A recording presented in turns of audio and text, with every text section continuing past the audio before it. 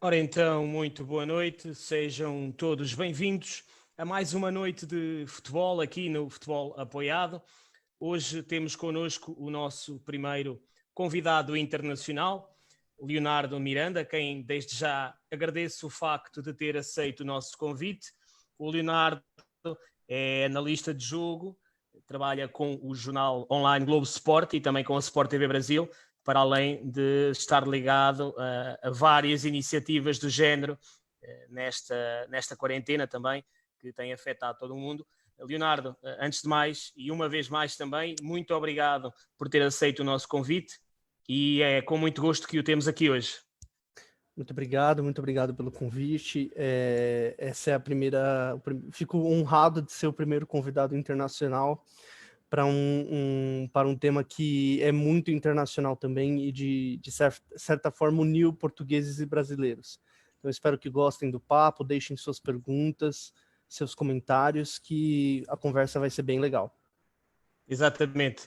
Como habitualmente, podem deixar os comentários e as perguntas na nossa página de Facebook e podem também seguir-nos na nossa página de Instagram e também no nosso canal de YouTube. O Leonardo hoje está aqui connosco para que possamos analisar aquele que foi o efeito Jorge Jesus no futebol brasileiro. Leonardo, para darmos então início à nossa conversa, para quem não te conhece, eu vou-te pedir que comeces por nos contar um pouco do teu percurso enquanto analista de jogo e jornalista desportivo, para que possamos então fazer um enquadramento antes de irmos ao tema em si. Claro. Eu sou jornalista de formação, brasileiro, nasci em São Paulo, paulistano, e cursei jornalismo e sempre gostei muito da parte esportiva, do esporte, principalmente do futebol. Meu interesse para o futebol sempre foi focado na parte racional do futebol. Eu nunca gostei exatamente da parte da torcida, da paixão. Eu sempre quis olhar o jogo e o esporte como um todo com um olhar racional. Então, desde 2013, eu tenho uma coluna no Globo Esporte, que é o maior site de esportes do Brasil, e essa coluna foi pioneira em análise. Foi a primeira a trazer análises com imagens, análises bem detalhadas com imagens, e influenciou aí uma série de páginas de conteúdo e outros jornalistas no Brasil. Por ter essa coluna para falar especificamente sobre tática, eu busquei conhecimento. Me formei analista de desempenho pela CBF Academy, que é o correspondente dos cursos da UEFA aqui no Brasil. Me formei também pela Universidade do Futebol, que é uma instituição muito reconhecida aqui. Estava com tudo certo para fazer o FAC na Escócia, agora, antes da pandemia do coronavírus, e estou sempre buscando um aprimoramento profissional. Além da minha atuação no Globo Esporte, eu também atuo em projetos de comunicação com o esporte. Não sei se vocês lembram do Fuleco, do mascote da Copa de 2014 aqui no Brasil. Eu gerenciei as redes sociais do Fuleco, já trabalhei para Castrol, Under Armour, marcas mundiais, sempre em projetos de comunicação. Então, sou um jornalista especializado, de fato, no esporte, apaixonado pelo jogo, pela tática do jogo e tudo que está em torno desse assunto. Muito bem, Leonardo. Em junho de 2019, o Flamengo contratou o Jorge Jesus. Daquilo que nos foi possível perceber aqui em Portugal, através do que foi chegando, não só pelas redes sociais, como também pela própria comunicação social, o nome dele não foi propriamente bem aceito numa primeira fase. E isso aconteceu, daquilo que foi possível perceber, em vários quadrantes da sociedade brasileira, adeptos, jornalistas, ex-jogadores, por exemplo. Lembras-te como é que foi esse momento e quais as razões, na tua opinião, para que o nome dele não tivesse sido bem aceito numa primeira fase? A principal razão do Jorge Jesus não ter sido bem aceito no Brasil, no início, foi por um simples momento, por um simples fato. Treinadores estrangeiros aqui no Brasil têm um histórico de irem muito mal, tem um histórico de não conseguirem trabalhos a longo prazo. Vamos citar alguns exemplos. Jorge Jesus chegou em junho de 2019. Em 2018, Diego Aguirre, uruguaio, durou menos de 20 jogos no São Paulo. Menos de 20 não, menos de 30 jogos. Em 2017, o Paulo Bento durou menos de 15 jogos no Cruzeiro. Sérgio Vieira foi treinador da Ferroviária e América Mineiro, não conseguiu completar 20 jogos. Não é pela qualidade do treinador em si, mas por uma questão puramente estrutural. O Brasil tem uma estrutura muito diferente dos clubes portugueses. Aqui, o futebol é um pouquinho mais resultadista e é uma cultura diferente em que técnicos estrangeiros, sejam portugueses, argentinos, uruguaios, muitas vezes não conseguiam se adaptar. Quando o Jorge Jesus foi contratado, o espanto foi geral, porque foi uma aposta do Flamengo. O Flamengo, o último técnico estrangeiro do Flamengo tinha sido na década de 70, e ninguém acreditava que poderia dar certo, não por conta do Jorge Jesus, mas por conta desse histórico de técnicos estrangeiros irem tão mal aqui. Então, na verdade, foi um prognóstico normal. Vários clubes que contrataram treinadores estrangeiros em início do ano, a citar o Internacional em 2010, que contratou o Jorge Fossati, o Palmeiras, que contratou o Ricardo Gareca, que está na seleção do Peru em 2014, todos duraram muito pouco. E todos, em entrevistas, nas coletivas de imprensa, citam que o grande problema foi a adaptação aos treinos, o tempo de calendário. Então, o Jorge Jesus representa uma exceção da exceção no Brasil. Ele não é a regra. Ele é a grande exceção do técnico que conseguiu dar muito certo. Ele ganhou em menos de 8 meses 3 títulos, caminhando para o 4º título. Tendo disputado, ele já disputou 5 títulos e só foi eliminado disputou 6 títulos, acabou sendo eliminado de 2, que foi o Mundial e a Copa do Brasil. Então é completamente normal esse momento de chegada dele, essa dificuldade. E ele teve dificuldades, mas ao mesmo tempo o sucesso do Jorge Jesus também prova que ele teve um tempo de adaptação muito, muito perspicaz, que outros técnicos não tiveram, que outros trabalhos não conseguiram emendar aqui no Brasil.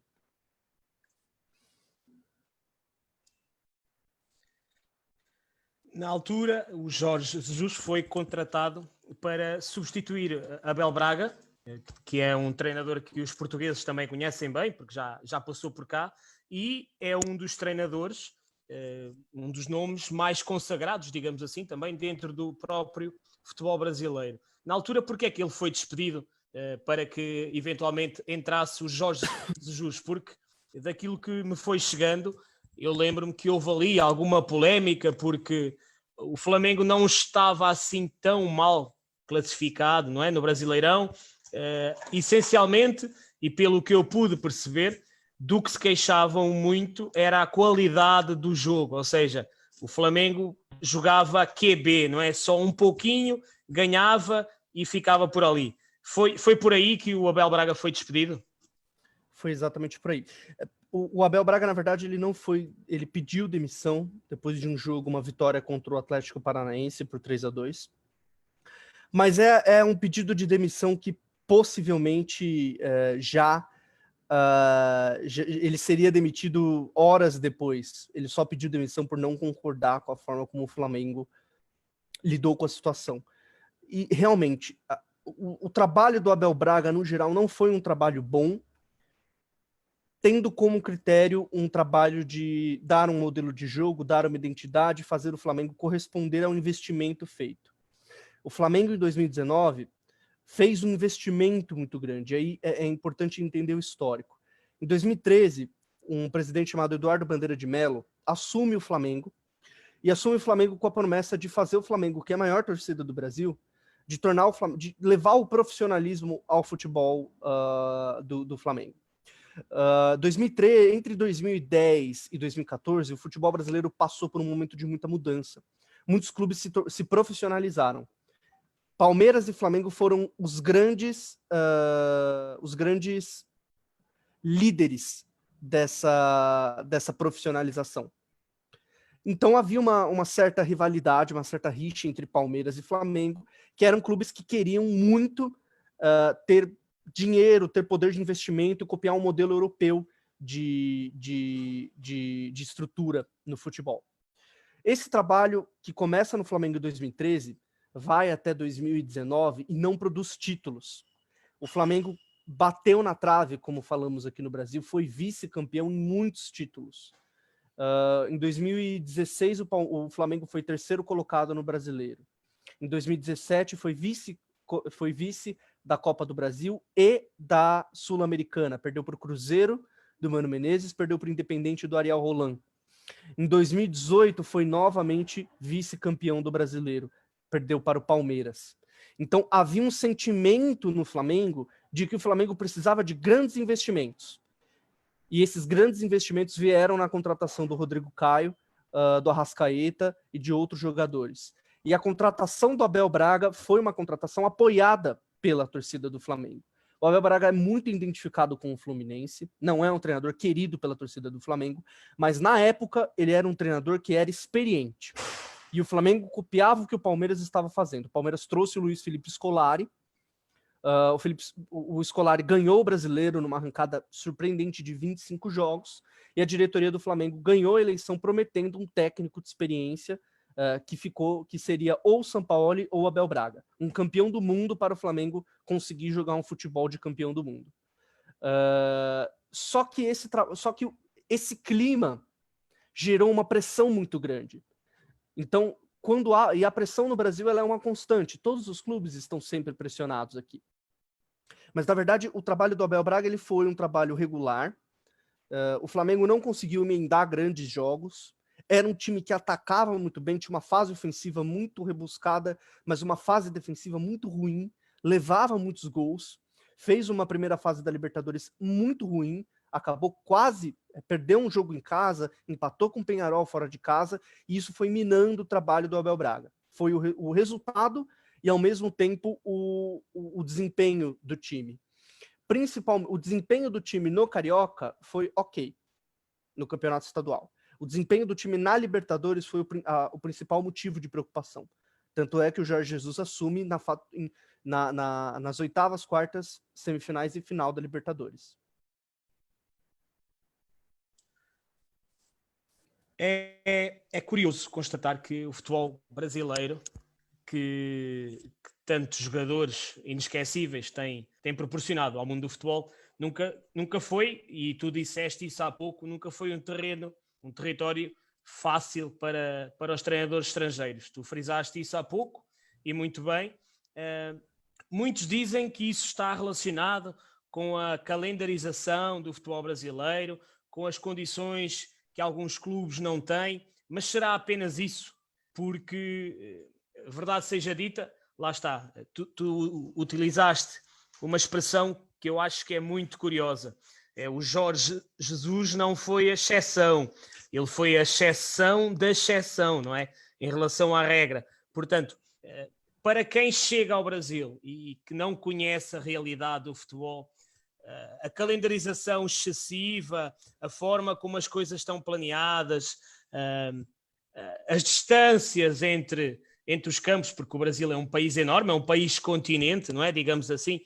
O que é que, na tua opinião, contribui também para que os treinadores estrangeiros não consigam ter sucesso no futebol brasileiro?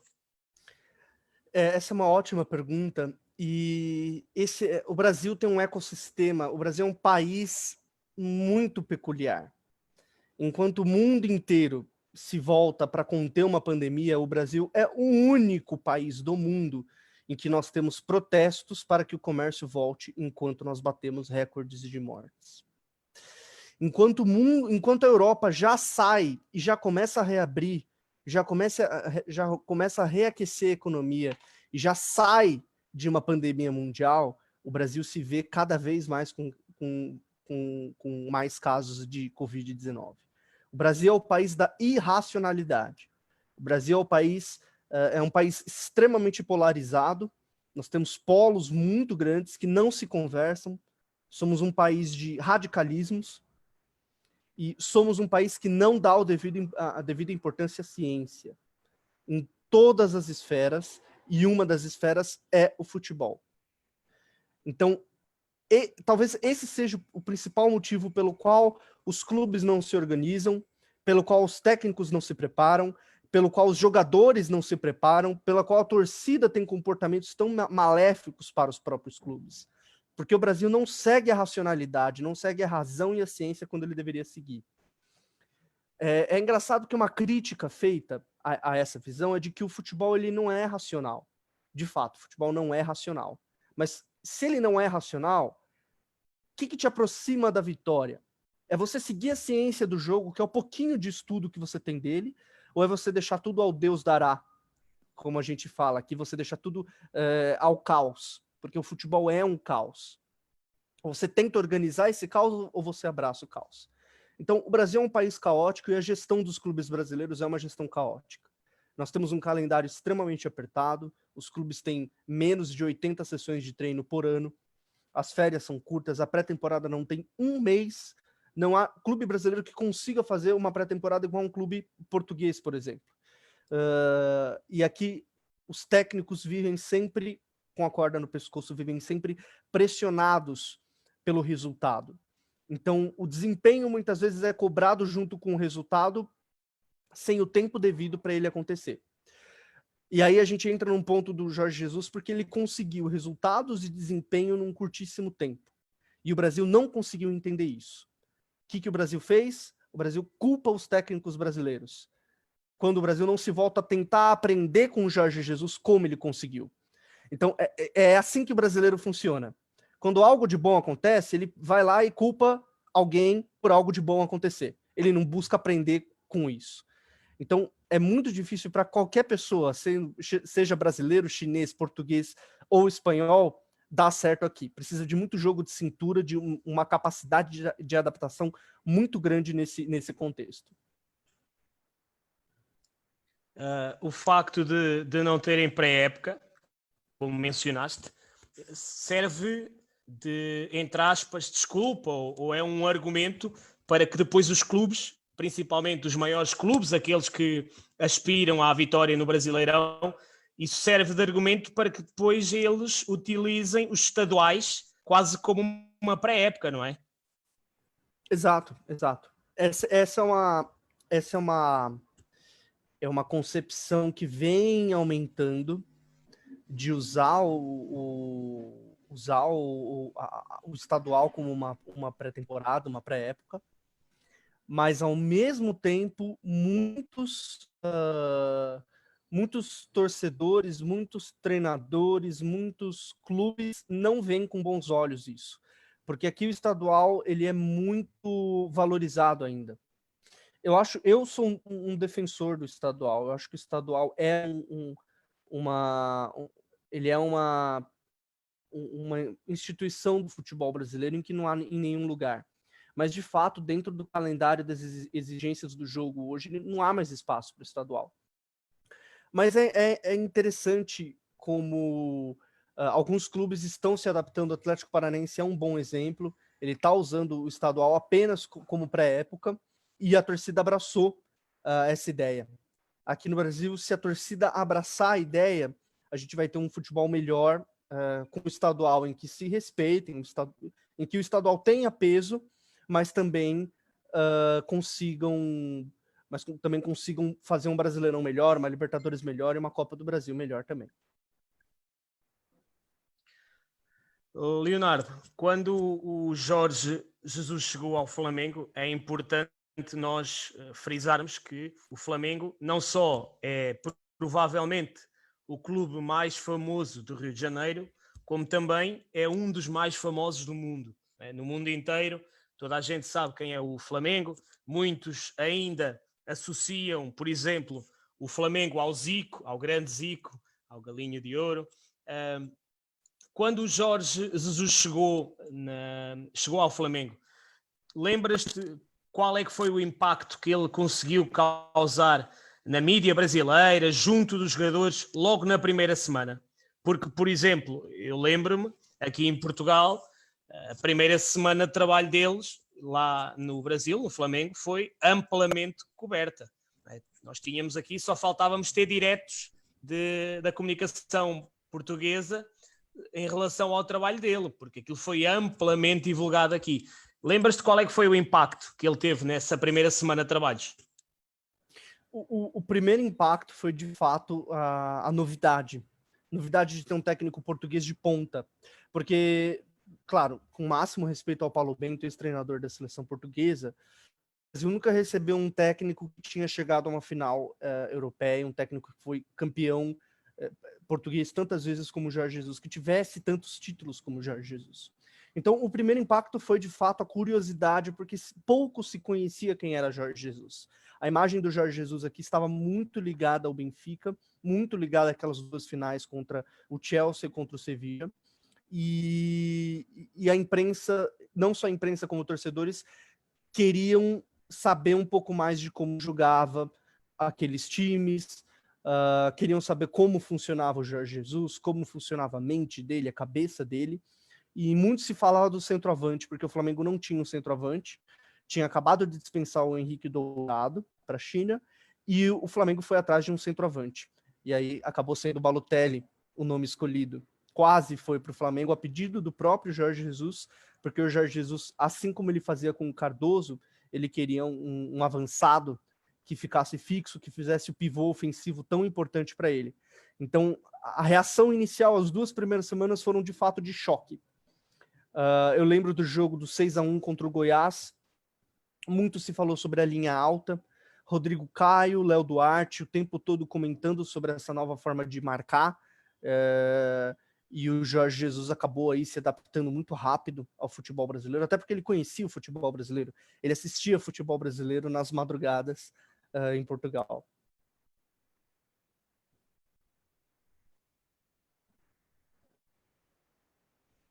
De um modo geral, tu já quase que respondeste à nossa próxima pergunta, mas quais é que foram os primeiros traços identificativos daquilo que viria a ser o trabalho dele? Falaste agora na questão da defesa alta, não é? E ainda por cima com jogadores como, por exemplo, o Rodrigo Caio, que era um produto das escolas do São Paulo, mas era o patinho feio, não é? Digamos assim, do São Paulo, porque tudo o que acontecia de mal lá, quando não era o guarda-redes, o Sidão, era, por exemplo, o Rodrigo Caio, ele estava sempre implicado. Mas a verdade é que, para além dessa questão da defesa alta, que outros traços identificativos é que começaram a notar logo no início do trabalho do Jorge Jesus no Flamengo? A defesa alta foi talvez o ponto mais notado, o ponto mais visto pela torcida, e depois foi a velocidade do jogo. O Flamengo não jogava numa velocidade tão grande com o Abel Braga. E aí, com o Jorge Jesus, logo nos primeiros jogos, o Flamengo começou a jogar com uma velocidade, uma intensidade muito grande. Principalmente na circulação de bola. Uma circulação de bola extremamente rápida, extremamente efetiva. E isso foi um ponto que cativou o torcedor do Flamengo. O torcedor do Flamengo gosta de times ofensivos, gosta de times rápidos que vão para frente, e o Flamengo teve essa característica. Foi 6-1 no Goiás, eu não lembro um outro jogo, mas eu lembro foi uma outra goleada. Só que o Flamengo começava a tomar muito gol. Estava começando a tomar muito gol. Se eu não me engano, nos 6 primeiros jogos do Jorge Jesus, foram 6 gols tomados. Não lembro agora o número de cabeça, mas sei que o Jorge Jesus elencou aí os primeiros jogos dele como um problema ter tomado tanto gol. E era um time que avançava muito, tentava o tempo todo avançar. E aí o Jesus trouxe o 4-1-3-2 dele, do Benfica, do Sporting, do Al Hilal. Ele trouxe o mesmo sistema. Ele começa com o Diego, Arão e Diego, começa com Cuejar e Arão, depois Diego e Cuejar. E o Flamengo circulava a bola, mas ainda tinha problemas na transição defensiva. Então esse talvez foi o primeiro impacto desse período inicial. Um time que quer ter a bola, que é muito rápido, muito ofensivo, mas que ainda tinha problemas em pressionar, em avançar tanto para roubar essa bola antes de entrar em fase defensiva. Olha, Leonardo, nós já temos aqui 2 perguntas do público. Eu vou aproveitar e vou já colocá-las e depois nós já voltamos àquele que era o nosso guião, ok? Claro. Ora, então vá. A primeira pergunta é do Celso Matos. Um abraço para ele. Ele diz aqui: boa noite, parabéns pelo programa. Gostava de saber se vocês não concordam que muito do sucesso do Jesus é que, além de vir da Europa e tudo o que envolve aqui o futebol em termos táticos e as suas competições, grande parte do sucesso passa pelo facto de Jorge Jesus ter trabalhado com muitos jogadores brasileiros e que isso terá ajudado muito a chegar e a entender a mentalidade do jogador brasileiro. Leonardo, achas que o Celso tem razão nessa questão? Com certeza, com certeza. O Jorge Jesus conhecia muito bem o trabalho, o jogador brasileiro e o si. Ele mesmo, ele falou muito isso. Ele falou muito isso nas coletivas. Ele falou que, que ele já sabia de muita coisa do Brasil, já conhecia alguns jogadores, já conhecia bastante coisa. Então isso, de fato, foi um fator que ajudou a adaptação. Porque, de fato, todo mundo, todo técnico estrangeiro que vem ao Brasil tem dificuldades de adaptação. Tem dificuldades ao conhecer o jogador brasileiro, ao conhecer o contexto brasileiro. E o Jorge Jesus treinou muitos jogadores brasileiros. Ele fala, até uma frase que ele fala, que tem uma piadinha em Portugal, que se você tem mais de 4 jogadores brasileiros unidos, já sabe que é uma rodinha de samba. E então, isso é pouco entendido aqui no Brasil. É pouco entendido que o Jorge Jesus é uma exceção, é um outsider, digamos assim. Ele é um outsider em Portugal e ele é um outsider aqui. Ele é incomparável.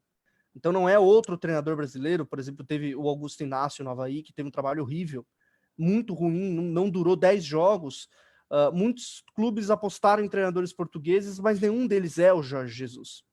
E de fato, esse fator dele conhecer jogadores brasileiros, com certeza é um grande ponto de adaptação dele aqui no Brasil. Eu não ia falar do Augusto Inácio, mas é verdade, não foi uma boa experiência. Já agora, e porque falamos de outros treinadores portugueses no Brasil, qual é a tua opinião em relação ao trabalho que o Jesualdo Ferreira está a desenvolver no Santos? Sendo que, neste momento, o Santos não é um contexto muito fácil, não é? É um clube que não tem o dinheiro e as estrelas que tinha na altura do Paulo Henrique Ganso, Neymar, Elano, Léo e por aí fora, não é? Sim, em primeiro lugar, acho que o Gesualdo é um grande técnico. Respeitamos muito o profissional, mas acredito que há um probleminha aí no trabalho dele. Eu acredito que o trabalho dele é mediano. Ele conseguiu colocar o modelo de jogo dele, ainda é um modelo de jogo a ser entendido. Mas a forma como o Santos joga é uma forma que desagrada a torcida. O Santos, assim como a torcida do Flamengo, a torcida do Santos gosta de times que circulem rápido a bola. Gosta de times que não controlem tanto o jogo atrás, que controlem o jogo avançando, pressionando na frente e que circulem, fiquem com a bola e circulem o tempo todo. E o modelo do Gesualdo é um pouquinho diferente disso, que é um modelo válido, não é nem melhor nem pior, não existe melhor ou pior no futebol, existe apenas diferente. O modelo do Gesualdo é um modelo de controle, de escapadas estratégicas, digamos assim, de ataques muito velozes, um modelo de infiltração, de chegada muito rápida, mas é um modelo que às vezes não tem tanto a bola como o torcedor do Santos queria. O Gesualdo vem sendo criticado aqui no Brasil, algumas críticas construtivas, outras exageradas. Mas eu acredito que o trabalho dele é bom e passa justamente por entender o modelo de jogo do Santos. O modelo, a cultura de jogo do Santos é diferente do modelo que ele está tentando colocar, que, por incrível que pareça, o Sampaoli trouxe o modelo dele, foi um modelo que casa muito bem com o torcedor do Santos. Então, isso é importante entender o clube em que se está, o modelo, a cultura de jogo desse clube para conseguir um pouquinho de paz no trabalho. É verdade, sim, senhor. É preciso termos em conta sempre o contexto, mas eu pessoalmente acredito que se o Santos der tempo, que é coisa que o futebol por norma não dá, mas se o Santos der tempo ao professor Jesualdo Ferreira, ele vai fazer um grande trabalho no Santos. Eu quase que aposto isso. Vamos aqui regressar às perguntas do público. Temos aqui então Tiago Mata, um abraço para ele. Ele pergunta se a falta de profissionalismo em alguns clubes também não acaba por não ajudar aos treinadores estrangeiros que chegam ao Brasil, porque parece que existe sempre alguma confusão no futebol brasileiro. Com certeza, você está 100% certo. A falta de profissionalismo no Brasil é gritante. Ela é muito... ela é muito além do aceitável. A gente entende quando uma gestão propõe uma ideia que não seja uma ideia tão querida pelos torcedores. Nós entendemos, por exemplo, o próprio presidente do Sporting teve alguns problemas recentes, mas aqui no Brasil o futebol ele é gerido como se lava a louça, por exemplo. É muito complicado para ser treinador no Brasil. É muito difícil ser treinador no Brasil. Eu tenho contato com muitos treinadores brasileiros e todos me relatam as dificuldades. Eles chegam no início do ano, eles se veem obrigados a colocar os jogadores dos empresários dentro de campo, eles são pressionados por resultados, tem um conselho deliberativo formado por pessoas que estão há 40, 50 anos no clube e não se formaram, não estudaram gestão, nem estudaram futebol, é dificílimo. Dificílimo. Esse é um outro ponto a ser abordado no Jorge Jesus. O Jorge Jesus teve total apoio da diretoria do Flamengo. Tirando um membro da diretoria do Flamengo, ele teve total apoio. Inclusive, quando ele perdeu do Emelec, ele quase foi demitido. Tinha uma ala do Flamengo que queria a demissão dele e a contratação de um treinador extremamente experiente, Joel Santana, Abel Braga. Ele teve esse apoio, esse tempo para trabalhar. Tempo para trabalhar não significa que ele vai ficar no clube por muito tempo. Quando a gestão precisa dar tempo, ela precisa dar a certeza de que o técnico vai ter um futuro para ele planejar o trabalho dele no presente. No Brasil não existe esse futuro. O técnico objetiva o trabalho dele de campo para o jogo seguinte. Porque nunca se sabe se ele vai continuar depois de domingo, depois do jogo de domingo, depois do jogo de quarta. É um cenário complicadíssimo. Então, técnico, talvez o Scolari seja o grande exemplo de técnico brasileiro, de ser um técnico que foca na motivação, foca no emocional, tem um modelo de jogo um pouquinho mais simples, porque simplifica processos, porque não há tempo. E aí o Scolari consegue simplificar processos por onde ele passa. Muito bem, temos aqui outra pergunta do público, do Bruno Ferreira. Um abraço para ele. Ele diz o seguinte: boa noite a ambos. Sabendo que no futebol não é o Jorge Jesus que se adapta às circunstâncias, mas sim as circunstâncias que se adaptam ao Jorge Jesus, algo mudou nas escolhas da direção do Flamengo para o irem buscar a ele? E o que é que terá mudado, ou o que é que fez mudar a opinião da direção do Flamengo, uma vez que é um risco enorme escolher treinadores estrangeiros para o futebol brasileiro? Esse ponto é interessante para abordar uma questão. O Jorge Jesus estava negociando com equipes brasileiras muito antes de vir ao Flamengo. Ele disse que ele tinha o sonho de treinar um time no Brasil, ele gostava muito de futebol brasileiro, ele quase foi contratado pelo Vasco, que é o grande rival do Flamengo, e quase foi contratado pelo Atlético Mineiro. O Abel Braga diz que pede demissão quando um amigo dele em Portugal, todo mundo aí conhece o Abel Braga, é um excelente treinador, teve sucesso em Portugal, né? E o Abel Braga fala que ele pede demissão quando o Jorge Jesus já estava acertado com o Flamengo. Essa é uma questão extremamente nebulosa. Não sabemos se o Jesus estava ou não acertado. O que sabemos é que sim, tinha o nome do Jesus, já circulava, o empresário dele já circulava aqui no Brasil. Então, acho que um pouquinho de organização aí não faria mal. A forma como Jesus chega ao Flamengo foi uma forma muito desorganizada. Ele fez um bom trabalho, mas foi uma forma que não condiz aí com o profissionalismo no futebol em si. Regressando aqui ao nosso guião de perguntas, há pouco falávamos do impacto que o Jorge Jesus teve no futebol logo nas primeiras 2 semanas. Isso foi, ou é uma opinião mais ou menos consensual.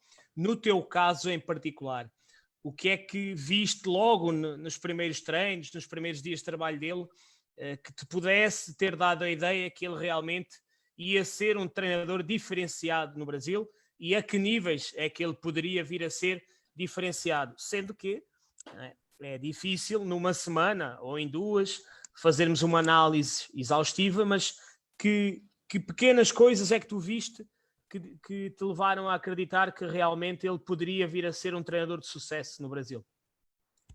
Eu acho que o Jesus trouxe um modelo muito diferente do que a gente está acostumado aqui no Brasil. E isso foi muito interessante porque os jogadores começaram a falar muito bem dele. Aqui no Brasil a gente tem uma expressão que é quando o jogador compra a ideia do treinador, que eu acredito ser algo universal. Pode ser o Klopp ou o Guardiola. Se não há a aceitação daquela ideia de jogo, o time não consegue desempenhar bem porque existem ainda diferenças entre o que o treinador quer e o que o jogador quer. O Jorge Jesus foi muito feliz ao ter essa aceitação. Então, logo no início, quando, de fato, nós que estamos de fora e um pouquinho de dentro, a gente começou a perceber que os jogadores começaram a falar bem, começaram a elogiar os treinos, e o Jorge Jesus elogia demais o grupo do Flamengo. Elogia o profissionalismo, a seriedade, ele elogiou muito, muito, muito. Então, antes da Copa América, quando tem a parada para a Copa América, que foi fundamental, o trabalho do Jesus já tinha uma certa consistência. A parada também dá o tempo que ele precisava. Era o tempo que ele precisava para treinar o time, para colocar aquilo de ideia. Tanto é que o Flamengo volta da parada, parece outro time. Com as mesmas ideias, mas parece outro time. Então foi esse tempo a gente percebeu que poderia ter um trabalho aí muito bem, sendo um trabalho nascendo muito bem. A mídia desportiva brasileira, como a portuguesa, a espanhola ou qualquer outra mídia desportiva a nível mundial, é difícil de ser conquistada. E não é muito fácil uma pessoa, seja jogador, seja treinador, passar a ser consensual para a grande maioria dos analistas, jornalistas e comentadores desportivos. Na tua opinião, com o passar do tempo, com as entrevistas, com as coletivas em que o Jorge Jesus foi participando, a mídia brasileira foi mudando a sua opinião em relação a ele, ou seja, começaram todos a olhar para ele realmente como um técnico vencedor, ou isso só aconteceu com o desenrolar da época e a primeira conquista, por exemplo? Eu acredito que não, a imprensa brasileira sempre viu ele como um grande treinador. O que acontece é que quando os times brasileiros perdem, na mesa redonda do dia seguinte há um grande carnaval. Quando os times brasileiros ganham, na mesa redonda do dia seguinte há uma grande, há muitos elogios. Então, na verdade, o que aconteceu com Jesus foi o modus operandi de todo treinador aqui no Brasil. Quando ele perdia, ele era ruim, quando ele ganhava, ele era bom. É algo que eu tento o tempo todo desmistificar, o tempo todo lutar contra essa ideia, e é uma ideia muito sedutora para a gente, para o brasileiro, para o técnico, para o presidente, para qualquer um. O brasileiro tem a pulsão, tem o desejo de sempre trocar quem perde. E aí ele não consegue entender quem é bom e quem de fato é ruim.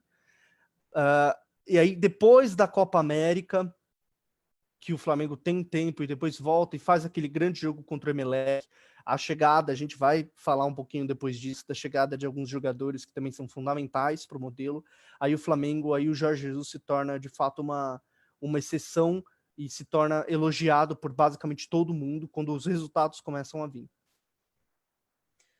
Apesar de tudo, há ali um momento, e pelo menos daquilo que eu fui acompanhando aqui de Portugal, eu acho que há ali um momento que é crucial para ele, que é a derrota no Bahia.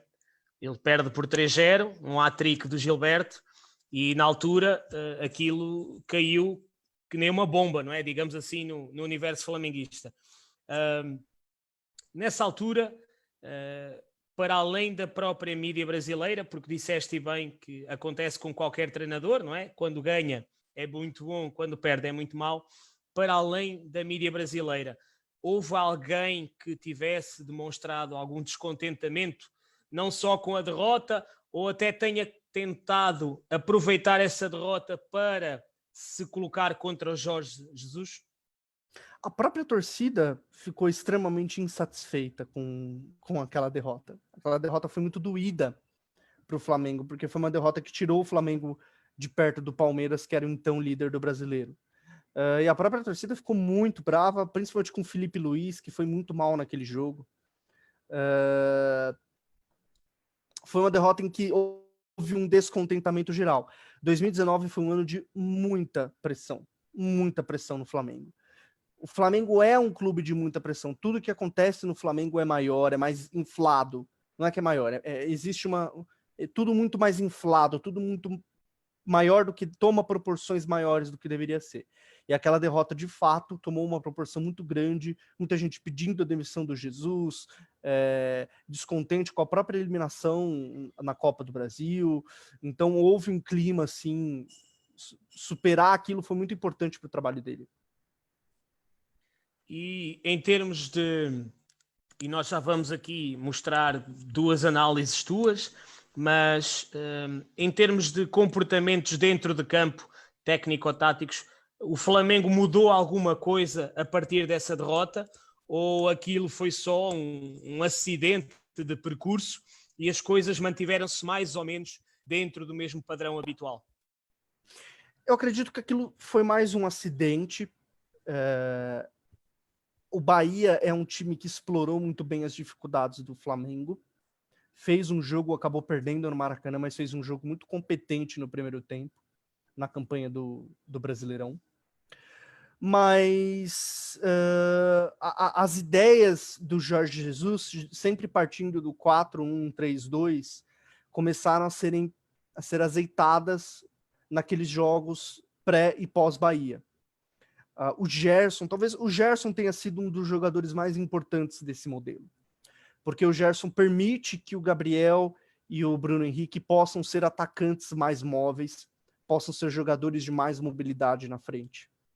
E aí o Jesus se adaptou numa questão que é completamente inédita na carreira dele, né? A gente sabe que o Jesus é um treinador de imposição, muitas vezes de imposição até demais, não aceita nada contrário, e o Jesus adaptou o modelo dele a jogar sem um pivô, sem um centroavante, sem aquele ataque em que o centroavante retém a bola e aí os três meias e os laterais chegam para atacar o espaço.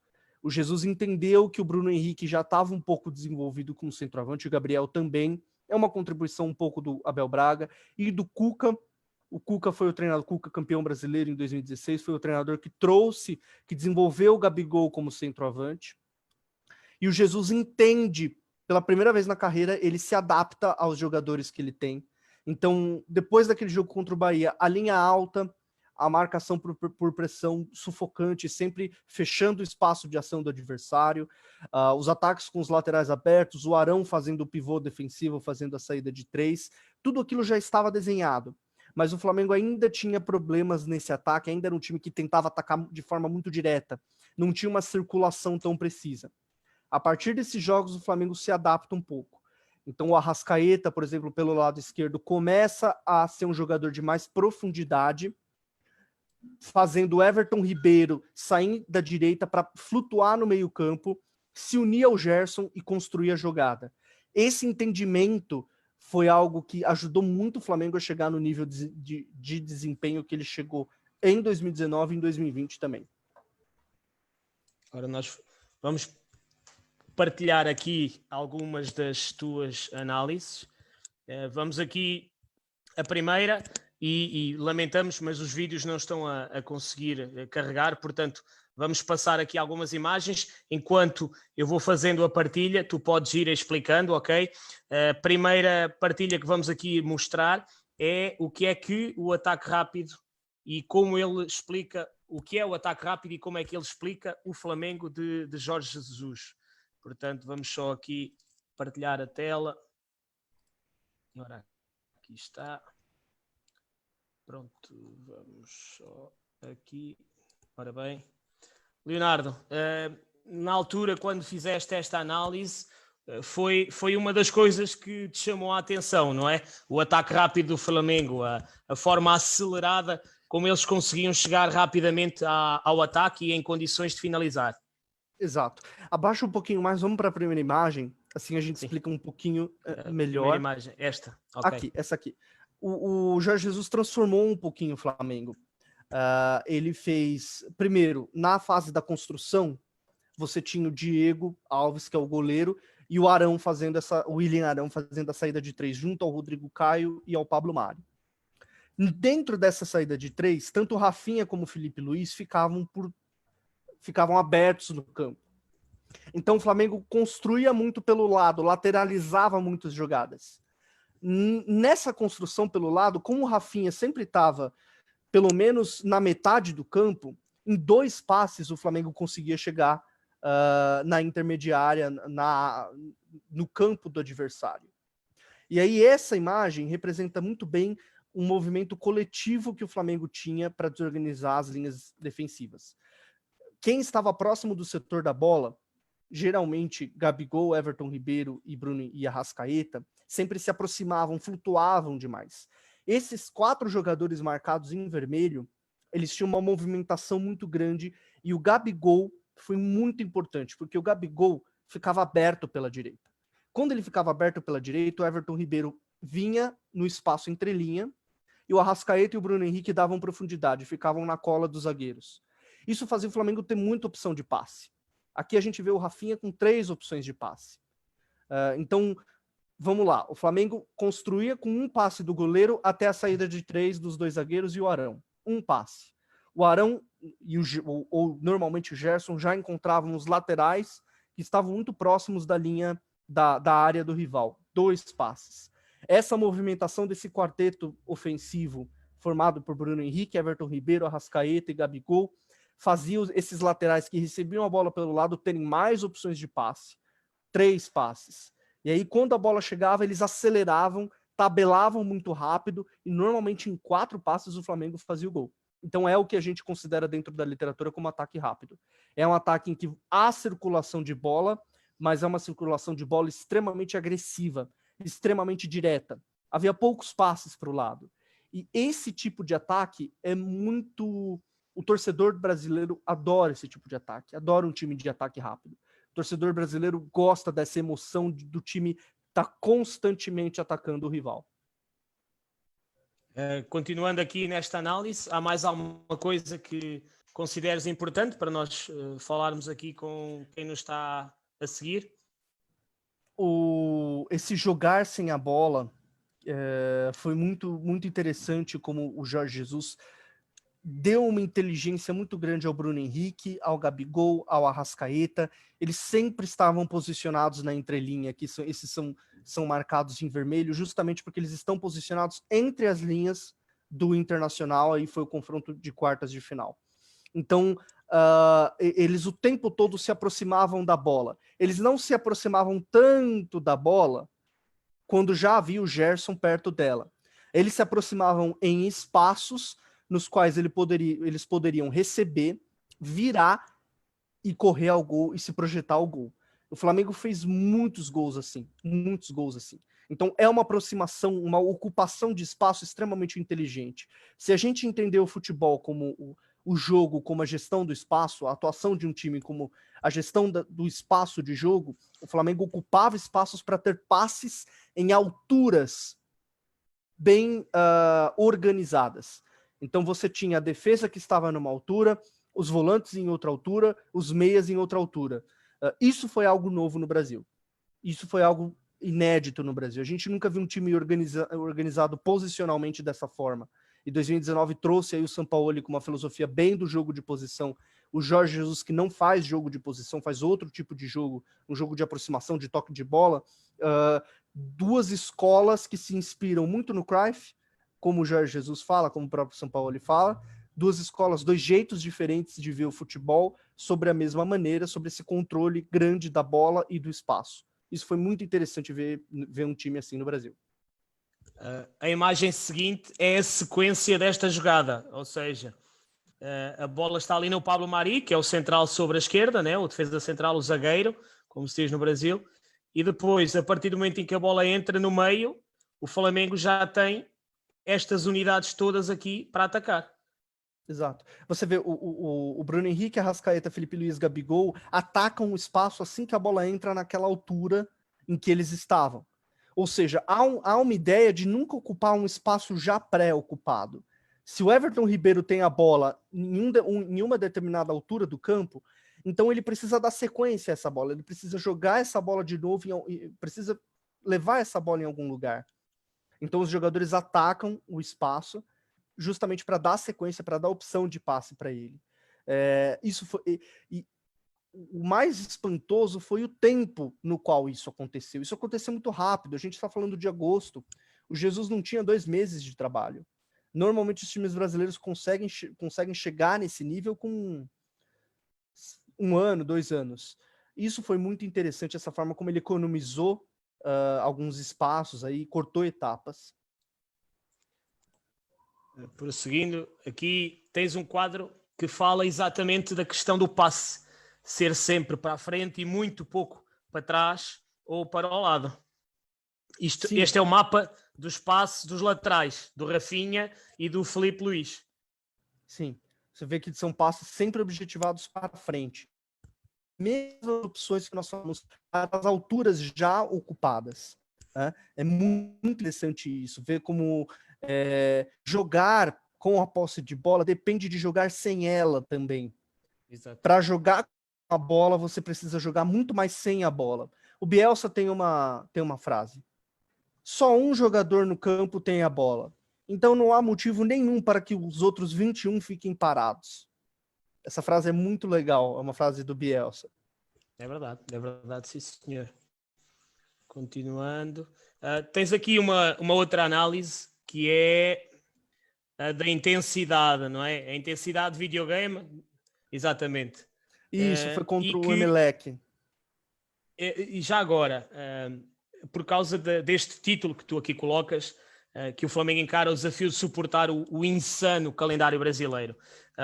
Primeiro vamos falar aqui das imagens, da forma como tu analisaste isso, porque há aqui uma pergunta que eu te quero colocar a propósito da gestão que o Jorge Jesus aplicou, digamos assim, tendo em conta o calendário. Sim. Esse tema é muito interessante. Tens aqui... Sim, fala. Isso. Esse é um tema muito legal, é um tema muito bom. Vi um debate de que o Jorge Jesus, a intensidade que ele colocava não seria uma intensidade que ele suportaria no calendário. Novamente, isso é por conta de histórico. O histórico dos times brasileiros, o histórico de times que jogam dessa forma, não é um histórico que beneficia. O brasileiro não beneficia times assim. E aí acho que é um ponto muito inédito. Eu tive conversas internas, não posso falar com quem, mas eu tive acesso aos métodos de trabalho do Jorge Jesus. E realmente são métodos inovadores e métodos diferentes para o Brasil. O Jorge Jesus ele tem uma preparação física muito diferente do que a gente prepara aqui no Brasil. No Brasil, nós já temos treinos integrados, nós já temos periodização tática.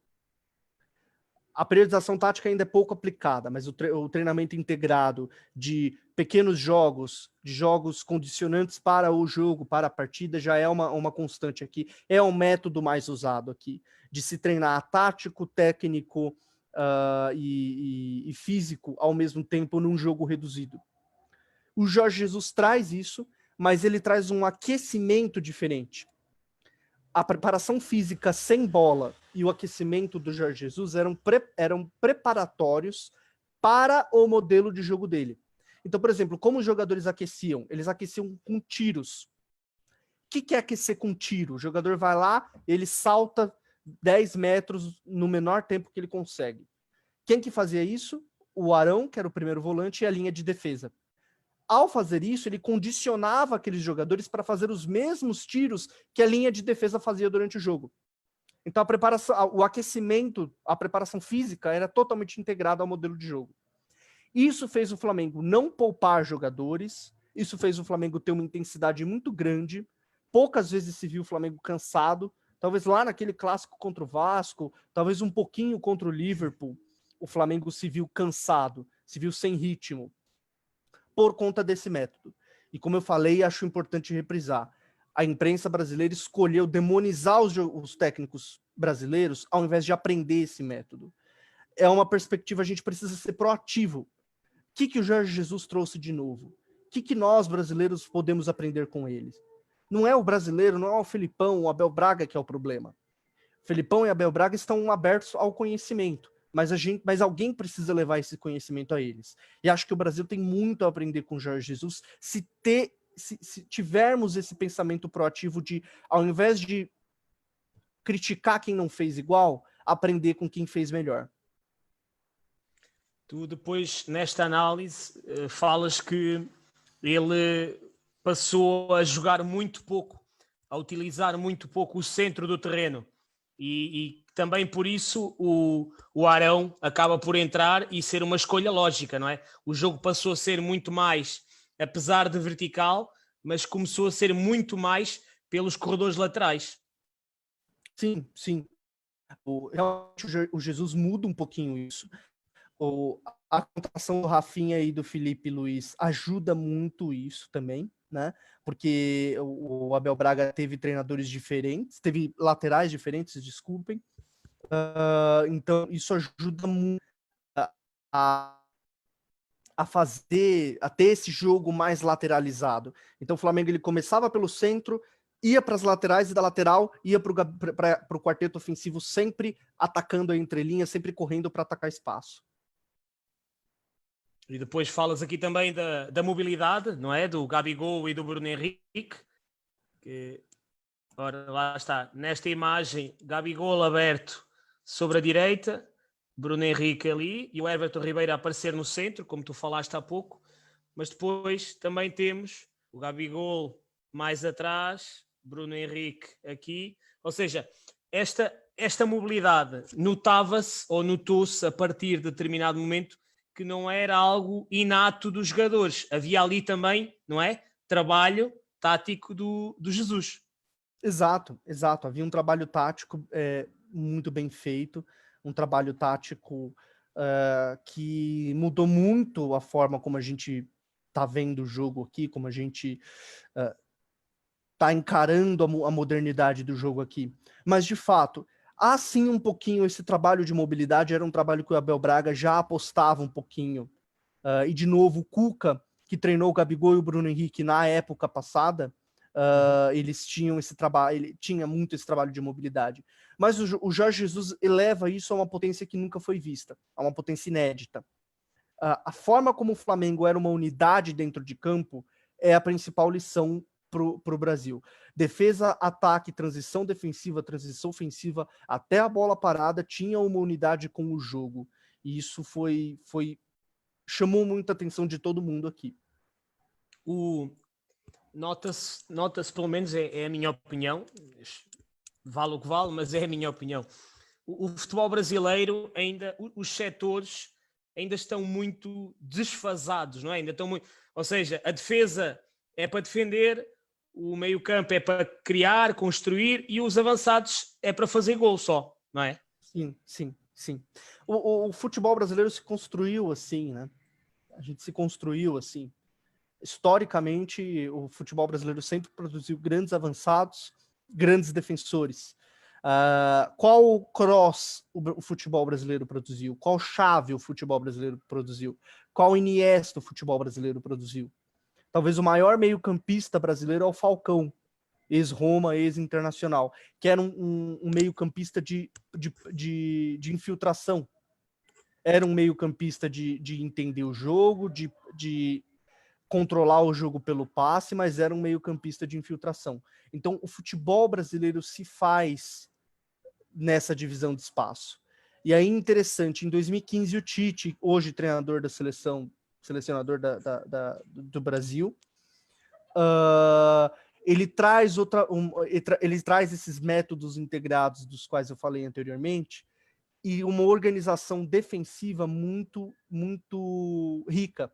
Quem na verdade traz isso para o Brasil é o Mano Menezes, que foi selecionador do Brasil e foi treinador do Flamengo em 2013. O Mano Menezes introduz a marcação por zona aqui. O Tite eleva a marcação por zona a um outro patamar. No Corinthians em 2015, estamos falando em 2015. Então, o futebol brasileiro já sabe se defender. Os times aqui se defendem de uma forma contemporânea. O que o Jorge Jesus traz é uma forma contemporânea de atacar, onde todos os setores se conversam, como você falou, Laurindo. Os setores aqui são muito divididos. O Jorge Jesus muda um pouquinho isso. Então, acho que nesses 5 anos o futebol brasileiro evoluiu muito, muito, muito. Espero que continue evoluindo. Antes de falarmos desta tua análise, o outro artigo que nós mostramos falava da forma como o Jesus conseguiu superar o insano calendário brasileiro, como tu disseste.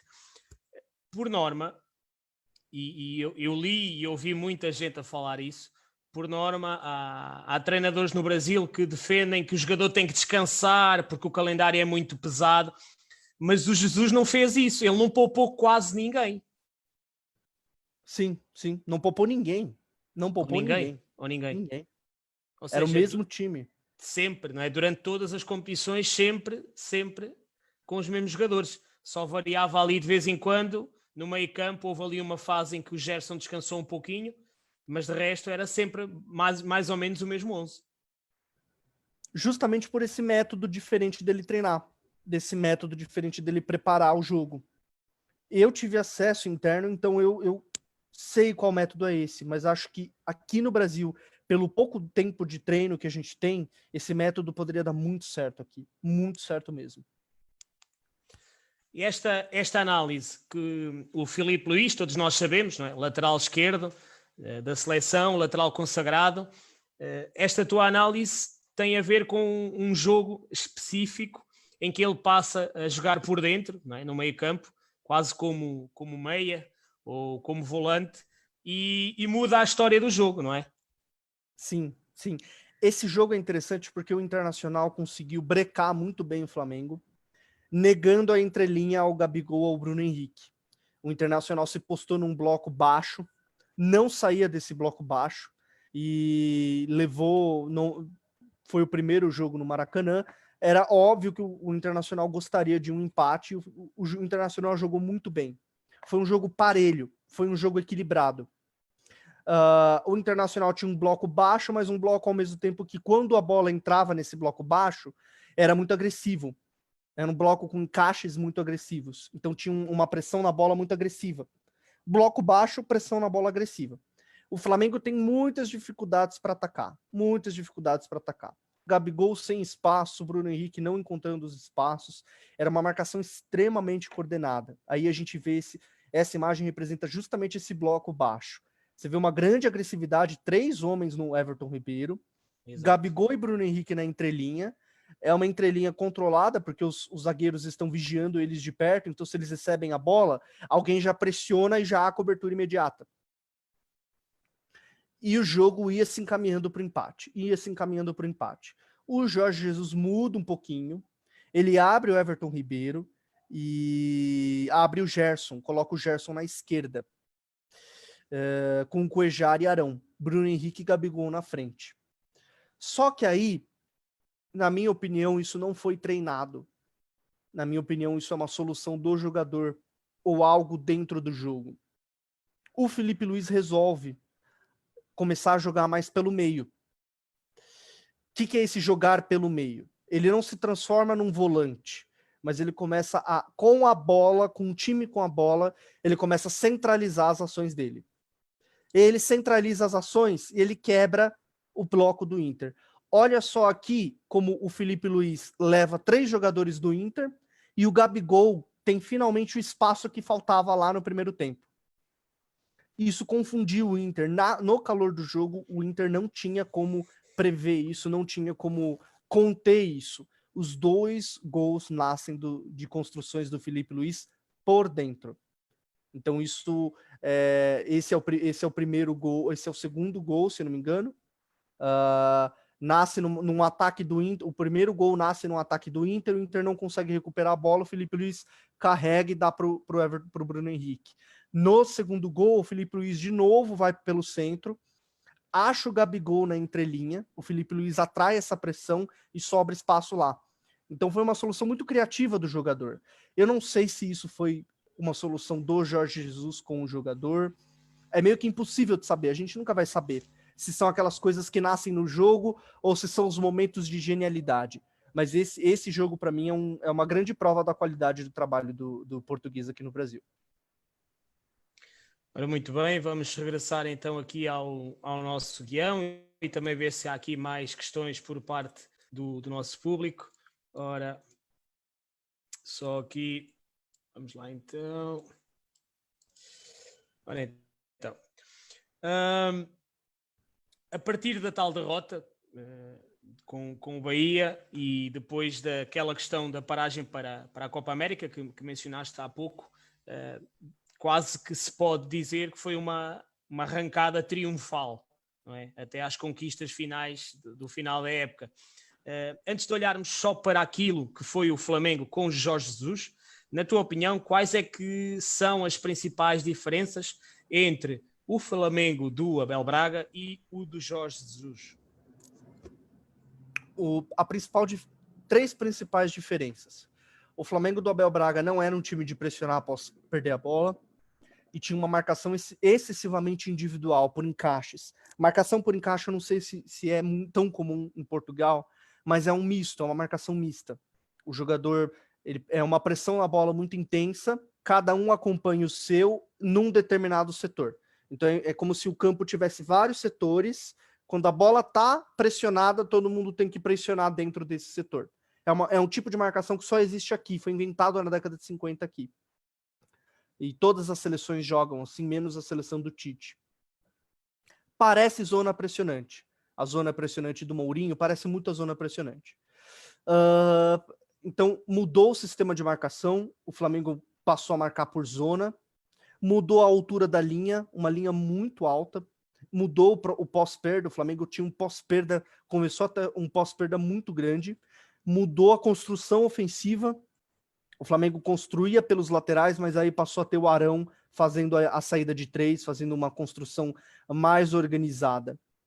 Esses foram os principais pontos. A ideia da movimentação constante dos 4 meias é algo já presente no trabalho do Abel. O Abel tinha como ideia ter esses meias, o Gabigol às vezes aberto pela direita, o Bruno Henrique por dentro, mas com o Jorge Jesus isso ganha uma rotação, uma rotatividade muito maior do que com o Abel. Então é um time bem diferente, na verdade. É um time que pega algumas características e vai mudando. É uma receita diferente. Há aqui uma questão do público, que eu não sei se vais conseguir responder, ou vais poder responder, o Celso Matos, um abraço para ele. Ele pergunta, será que há a possibilidade de dissecar um pouco mais essa parte do treino físico mais específico e preparatório para o tipo de movimentos que o jogador irá fazer para a tática ousada, como falou? Sim. Vou tentar explicar, Celso, de um jeito bem simples. Vamos imaginar os treinamentos que o jogador do Flamengo fazia, certo? Ele chegava, aí ele tinha um treinamento na musculação, um treinamento para ele estar condicionado fisicamente, e o treinamento dentro de campo. O aquecimento, na verdade, são 3 tipos. Então, o treinamento físico, individual, o aquecimento para o treinamento em campo. O que o Jesus faz? Ele mantém o treinamento em campo do jeito que era, que é o treinamento integrado. Pequenos jogos reduzidos, na verdade, o nome certo na literatura aqui brasileira é jogos reduzidos. Tem um outro nome que é jogos condicionantes, mas vamos chamar de jogo reduzido. Jogo reduzido, 3 contra 4, 15 minutos. E aí ele explica o modelo de jogo deles, os jogadores vão jogando ataque contra a defesa nesse modelo de jogo. O que ele muda? Ele muda o treinamento físico, ele muda o aquecimento. O treinamento físico passa a focar em músculos do corpo mais usados para determinados movimentos táticos. A defesa é o melhor exemplo. O que a defesa do Flamengo fazia? O que um zagueiro no Flamengo de Jorge Jesus faz? Ele vai e volta o tempo todo, porque a linha é alta. Ele não pressiona a bola. Ele não precisa ter fibras curtas para pressionar a bola. Ele precisa ter fibras longas para poder ir e voltar o tempo todo. Ele precisa ter alguns músculos para fazer essa pressão. Então ele começa a mudar a musculação, a mudar o treinamento físico, visando unicamente o modelo de jogo, e principalmente, a principal mudança, o aquecimento. Como que a defesa aquecia? Tiros. Como que o Gabigol aquecia? Em X. Ele dava tiros de X. Por que tiro de X? Porque era o que ele fazia no campo. Quando a bola tá aberta aqui com o Rafinha, o Gabigol fazia isso aqui. Para atacar a entrelinha e receber no espaço vazio. O aquecimento era isso. Isso condicionou e criou automatismo no jogador. Ele fazia dentro de jogo o que ele aquecia, o que ele treinava. Então encurtou o tempo para que todo mundo entendesse o jogo, além de uma perspicácia do Jesus de explicar o jogo de futebol para eles de uma maneira diferente. Ele focou muito no jogo sem a bola. Ele fez o Bruno Henrique e o Gabigol evoluir muito sem a bola. Espero que tenha ficado claro. Se não ficou, só deixa o comentário aí que a gente explica de novo. Exatamente, exatamente. Ora, já falamos das diferenças entre o Flamengo do Abel Braga e do Jorge Jesus, já falamos também das melhorias introduzidas. A época foi avançando e as conquistas foram surgindo para o Flamengo. Curiosamente, o Brasileirão só é oficialmente conquistado depois de terem ganho a Libertadores. E se ao longo do Campeonato Brasileiro houve vários sinais de força deste Flamengo, a começar provavelmente naqueles 6-1 contra o Goiás, eu acho que foi na Libertadores que todos nós, não só quem estava no Brasil, mas nós também que fomos seguindo o trabalho dele, acho que foi na Libertadores que nós vimos o verdadeiro poder, não é? Rubro-negro. Neste caso, nas meias finais contra o Grêmio do Renato Gaúcho, que é um treinador consagrado no Brasil, porque é um treinador que durante 2-3 anos, penso eu, conseguiu impor uma filosofia atrativa em termos de futebol ofensivo. O Grêmio conseguia jogar bom futebol, apresentar bom futebol, mas a verdade é que contra o Flamengo nas meias finais foi massacrado, é o único termo que eu consigo encontrar neste momento. Antes de irmos à análise, porque tens aí uma análise sobre este jogo, como é que te recordas dessas meias finais?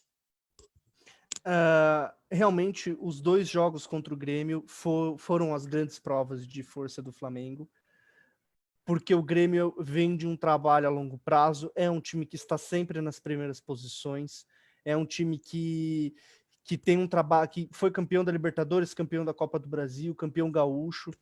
Então, de fato, sim, esses 2 jogos, tanto o jogo no Rio Grande do Sul, lá na casa do Grêmio, como o jogo no Flamengo, no Maracanã, que foi 5-0, esses jogos foram grandes provas de força. Acho que foi um confronto entre 2 escolas, porque o Renato é muito da escola brasileira, e acho que foi o jogo que, de fato, o Flamengo mais entendeu o tipo de futebol. O 5-0 vale uma contextualização, 4 gols de bola parada. Isso ajudou muito. 4 gols de bola parada, 1 gol de contra-ataque. É um placar mais elástico do que foi o desempenho.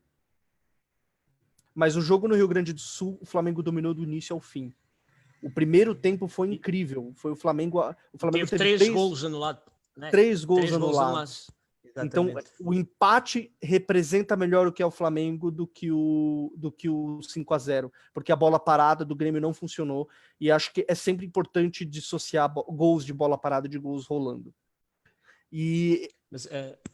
Foi um grande desempenho, principalmente na forma como o William Arão, que era um jogador muito criticado pela torcida do Flamengo, o William Arão conseguiu mudar um pouquinho a história dele no Flamengo nesses jogos. Um controle perfeito de bola, um domínio, um passe de primeira, foi tudo muito perfeito para o William Arão nesses 2 jogos. Vamos mostrar aqui a tua análise. Ora, aqui está. Ora então, podes começar a explicar? Claro. Essa é uma análise que eu fiz que tem até um vídeo explicativo. Vamos ver se dá. O vídeo é muito... Eu faço vídeos assim, para quem não conhece, mas é um vídeo que explica aí como funciona a marcação alta. Então, a principal questão a gente entender aí é como o Flamengo pressiona a bola sempre com superioridade numérica.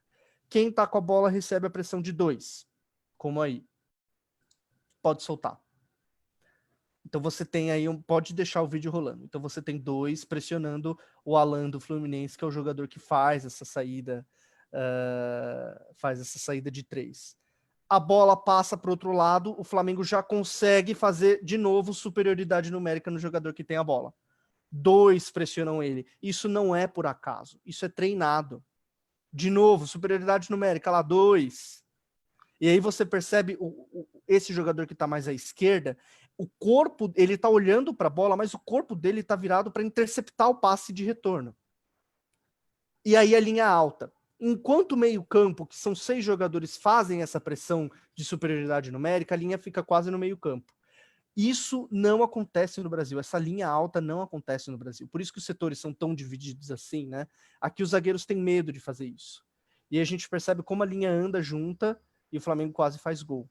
Ou seja, de novo, no momento de transição ofensiva. De novo, aí. Olha a linha alta sempre junta, sempre fazendo os tiros do aquecimento, sempre tiro, né? Correndo junta, alinhando junta, afastando a bola quando ela está pressionada. Então, o Flamengo teve, de novo, a ideia de ter superioridade numérica na bola. Ter sempre passes marcados, sempre superioridade marcada. Esse tipo de jogo sem a bola é muito inédito no Brasil. A gente nunca viu isso. Nunca.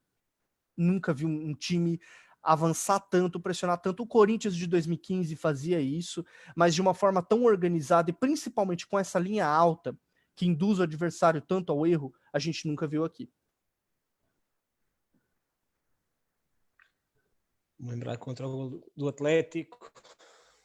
Ora, ok. Vamos então interromper aqui. Opa. E voltar então àquilo que era... na tua opinião, depois desse desempenho, não é?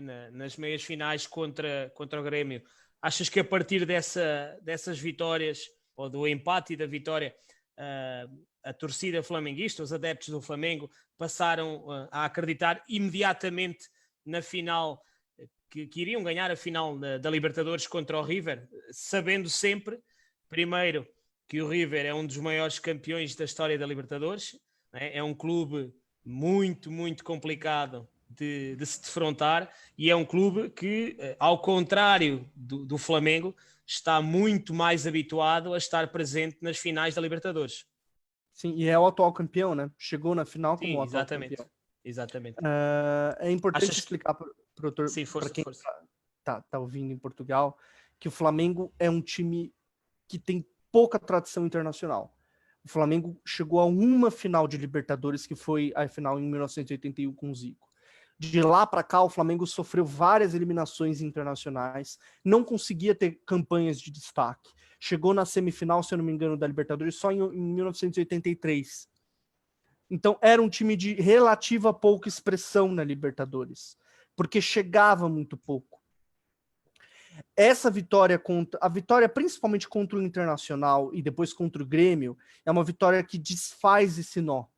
Porque o Flamengo chega numa final depois de 38 anos. É só a segunda final de torneio internacional. O Palmeiras, por exemplo, tem 4 finais, o São Paulo tem 6, o Cruzeiro tem 5, o Grêmio tem 4, se eu não me engano. Então o Jorge Jesus ganha o status de ídolo, se ganhasse ou não a Libertadores, porque o brasileiro já era questão de tempo nesse momento, justamente por chegar a uma final. Isso foi muito importante para a autoestima do clube em si. A final contra o River Plate foi mítica, não é? Porque o Flamengo sofre um golo muito cedo.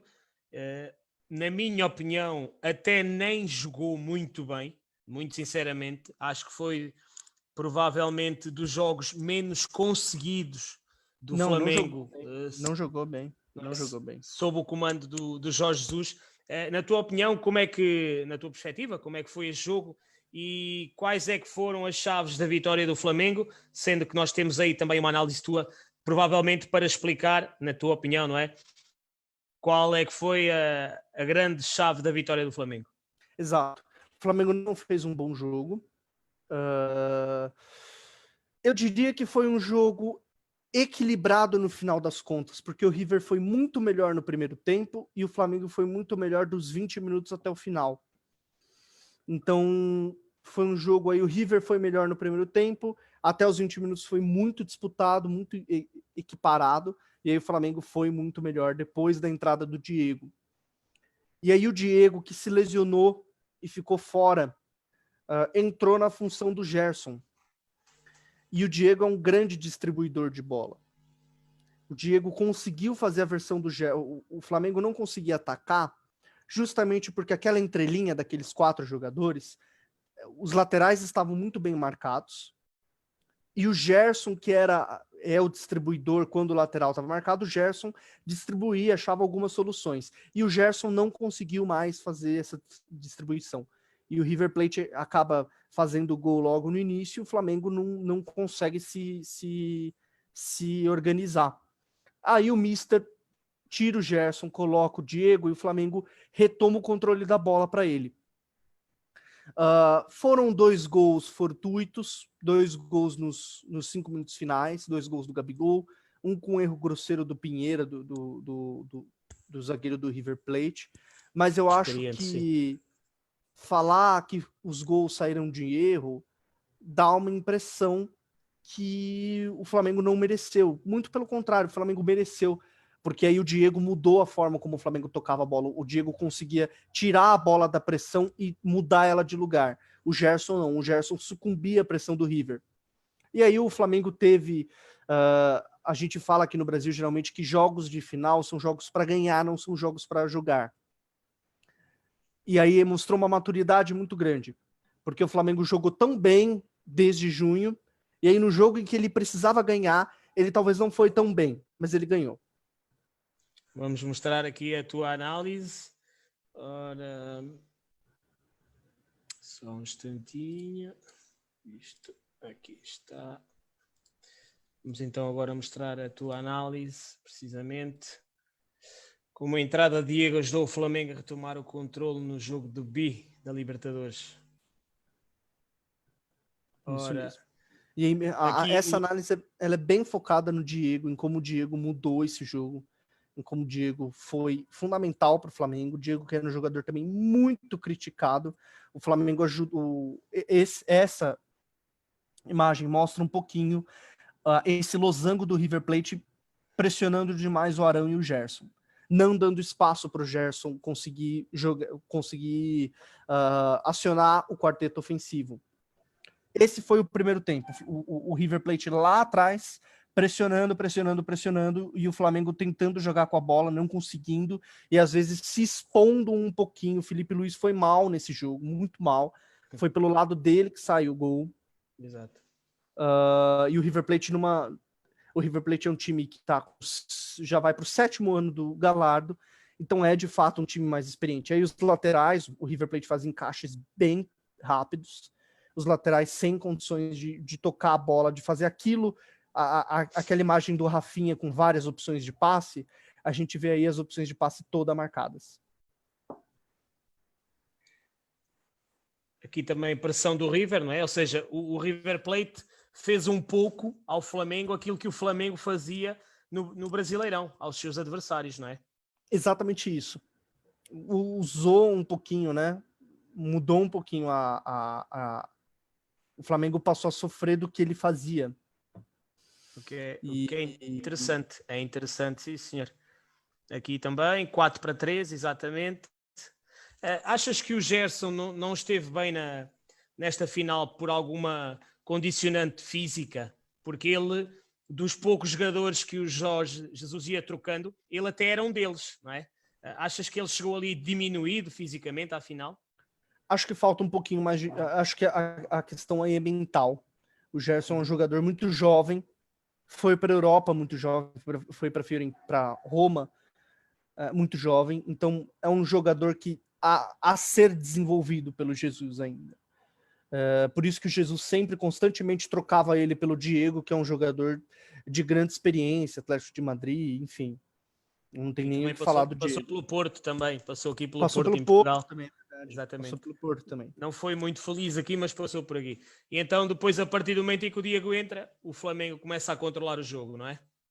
Exatamente isso, porque o Diego fazia o que o Gerson não fazia, que era tirar a bola dessa pressão do River e jogar muito rápido em zonas em que não estavam pressionadas. Esse exemplo aí é um exemplo. O Diego, ele ficava um pouquinho atrás da bola, sempre atrás, como opção de retorno, né? O apoio de retorno. E aí ele conseguia, esse apoio de retorno dava para o jogador que era pressionado uma opção para ele ter a bola. Jogador pressionado, retoma a bola, passa para o Diego rapidamente direcionava a bola para o outro lado. Então o River Plate começou a se confundir, começou a se desorganizar com o Diego, fazendo essa função um pouquinho mais de trás. Ele foi o cérebro, não é? Que o Flamengo precisava. O Flamengo estava muito emocional e estava pouco cerebral, não é? Nessa final. Exatamente isso. Ele foi o cérebro. Exato. E depois a bola entra aqui nele, que é a sequência da imagem, e ele... Exatamente isso. Aí ele desmarcado, ele quebra o encaixe, ele se movimentava muito, ele não aceitava esse encaixe, ele buscava muito a bola, sempre numa zona em que ele não poderia ser marcado. Isso ajudou muito o Flamengo, isso fez muita diferença para o Flamengo nessa final, que foi a final que o torcedor do Flamengo esperou por 38 anos. Olha, eu queria fazer aqui uma pergunta por causa deste homem aqui, desta fotografia, que para quem não sabe é o William Arão. E para além do Arão, há outros nomes no Flamengo que podem ser mencionados, como o Rodrigo Caio, por exemplo, que não era propriamente um central, um defesa central selecionável, e neste momento se calhar já se pode olhar para ele como uma terceira ou quarta opção para a seleção brasileira, mas o William Arão era claramente o patinho feio do Flamengo, não é? Tudo o que de mal acontecia era culpa dele. O que é que, e tu já disseste, tiveste acesso interno, é óbvio que não vais poder divulgar por nós, mas na tua opinião, o que é que o Jesus conseguiu fazer ao certo com ele? Como é que ele conseguiu entrar na cabeça do Arão? Como é que ele conseguiu perceber aquilo que o Arão podia dar ao Flamengo? Talvez a ideia do Arão jogando como primeiro volante não é do Jorge Jesus, é do Marcelo Salles, que é o auxiliar que assumiu nos 4 jogos entre Abel Braga e Jorge Jesus. É um contexto. O Cuéllar é vendido. O Flamengo vende ele para o Al Hilal, para o ex-time do Jorge Jesus. Al Hilal, não, Al Ain. E aí a vaga de primeiro volante fica vaga. E o Jesus já tinha visto jogos do Flamengo, tinha visto que poderia ser, que o Arão poderia fazer a função, e ele começa a aperfeiçoar o Arão. Talvez foi um toque aí de genialidade, mas um toque, digamos que o Arão e Jesus se encontraram no momento certo e na hora certa. E aí o Arão hoje é talvez o melhor primeiro volante do futebol brasileiro. Tem um jogo defensivo muito interessante e tem uma tem um controle sobre a bola, uma visão de jogo fenomenal.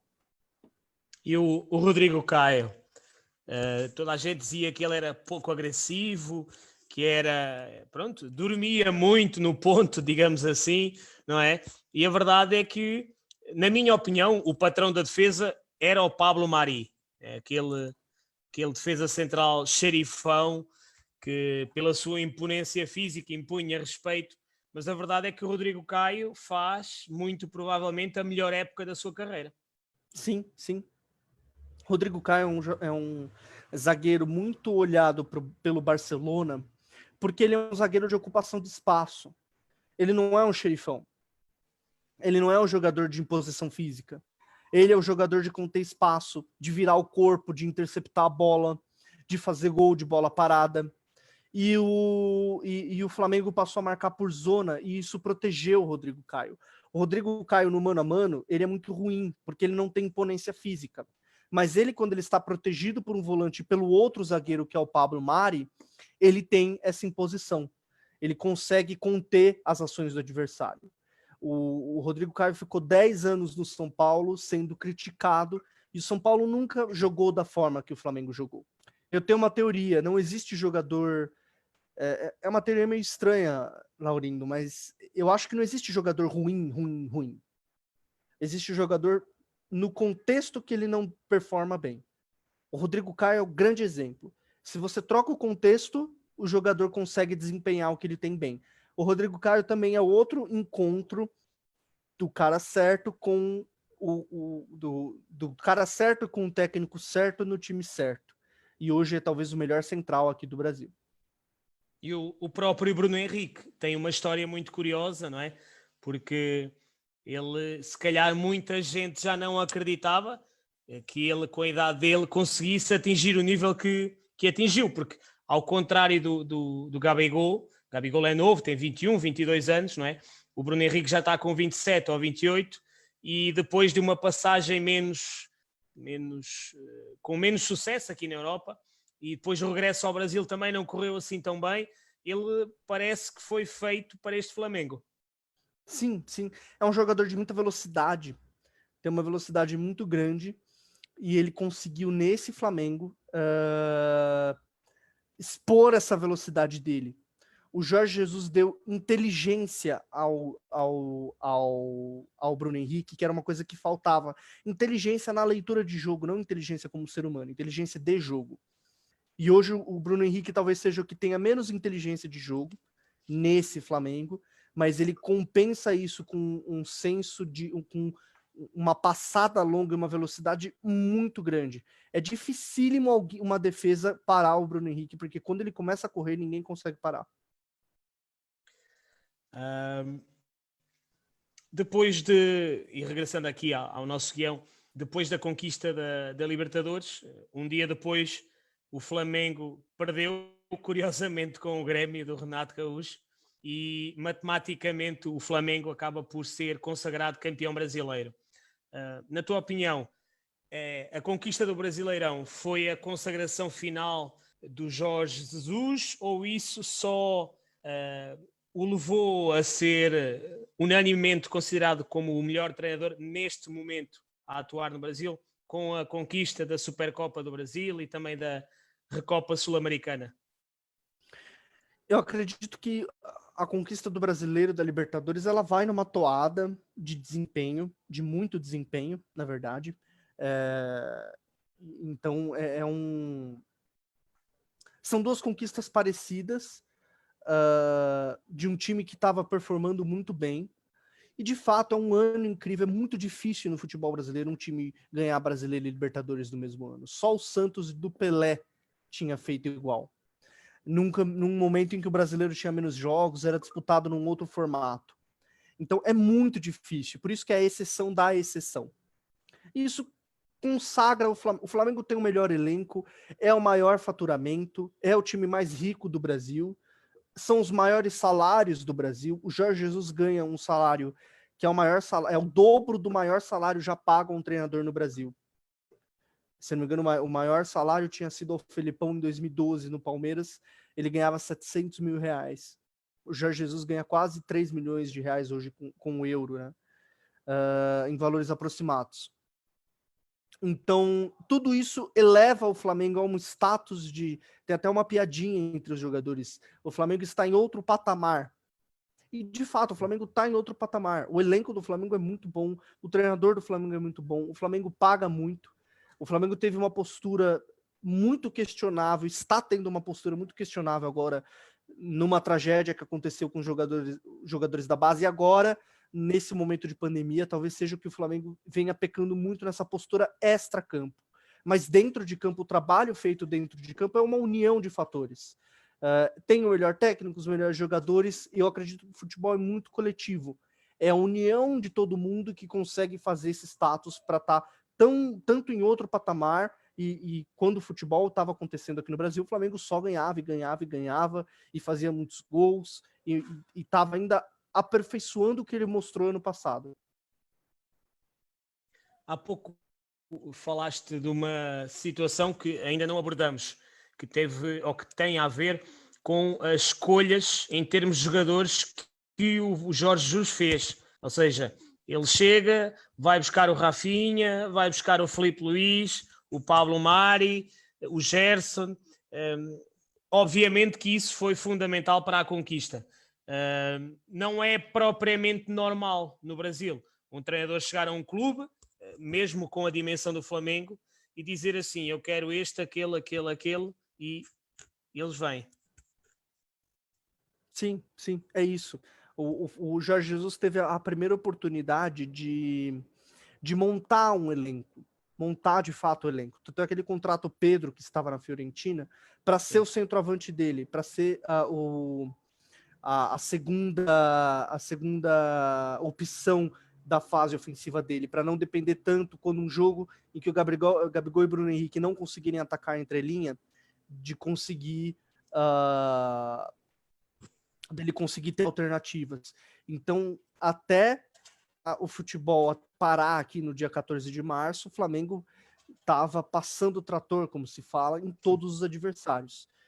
Achamos que quando o futebol voltar, o Flamengo vai manter essa toada. Vendeu o Pablo Mari para o Arsenal e conseguiu aí repor em alto nível com o Gustavo Henrique e o Léo Pereira. Então é um poder de investimento muito inédito no futebol brasileiro.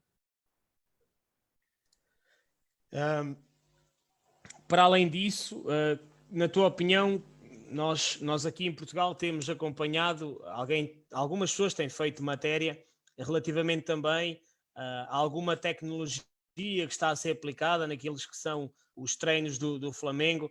Achas que essa inovação tecnológica também destoa daquilo que é a atualidade do futebol brasileiro?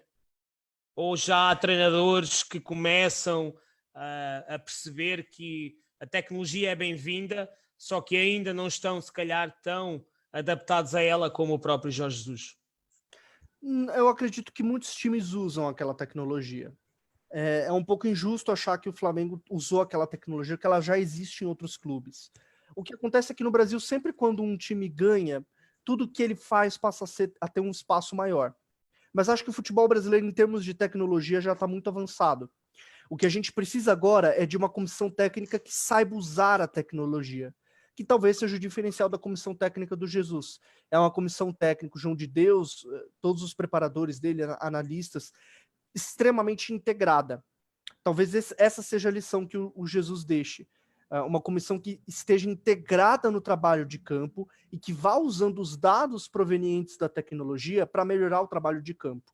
O Palmeiras tem um grande setor de tecnologia, o São Paulo, o Corinthians, o Fortaleza do Rogério Ceni também tem um setor de análise de desempenho a se destacar, o próprio Vasco, mas a união desses elementos ainda não é tão satisfatória. Talvez o Flamengo tenha unido esses elementos de uma forma muito melhor.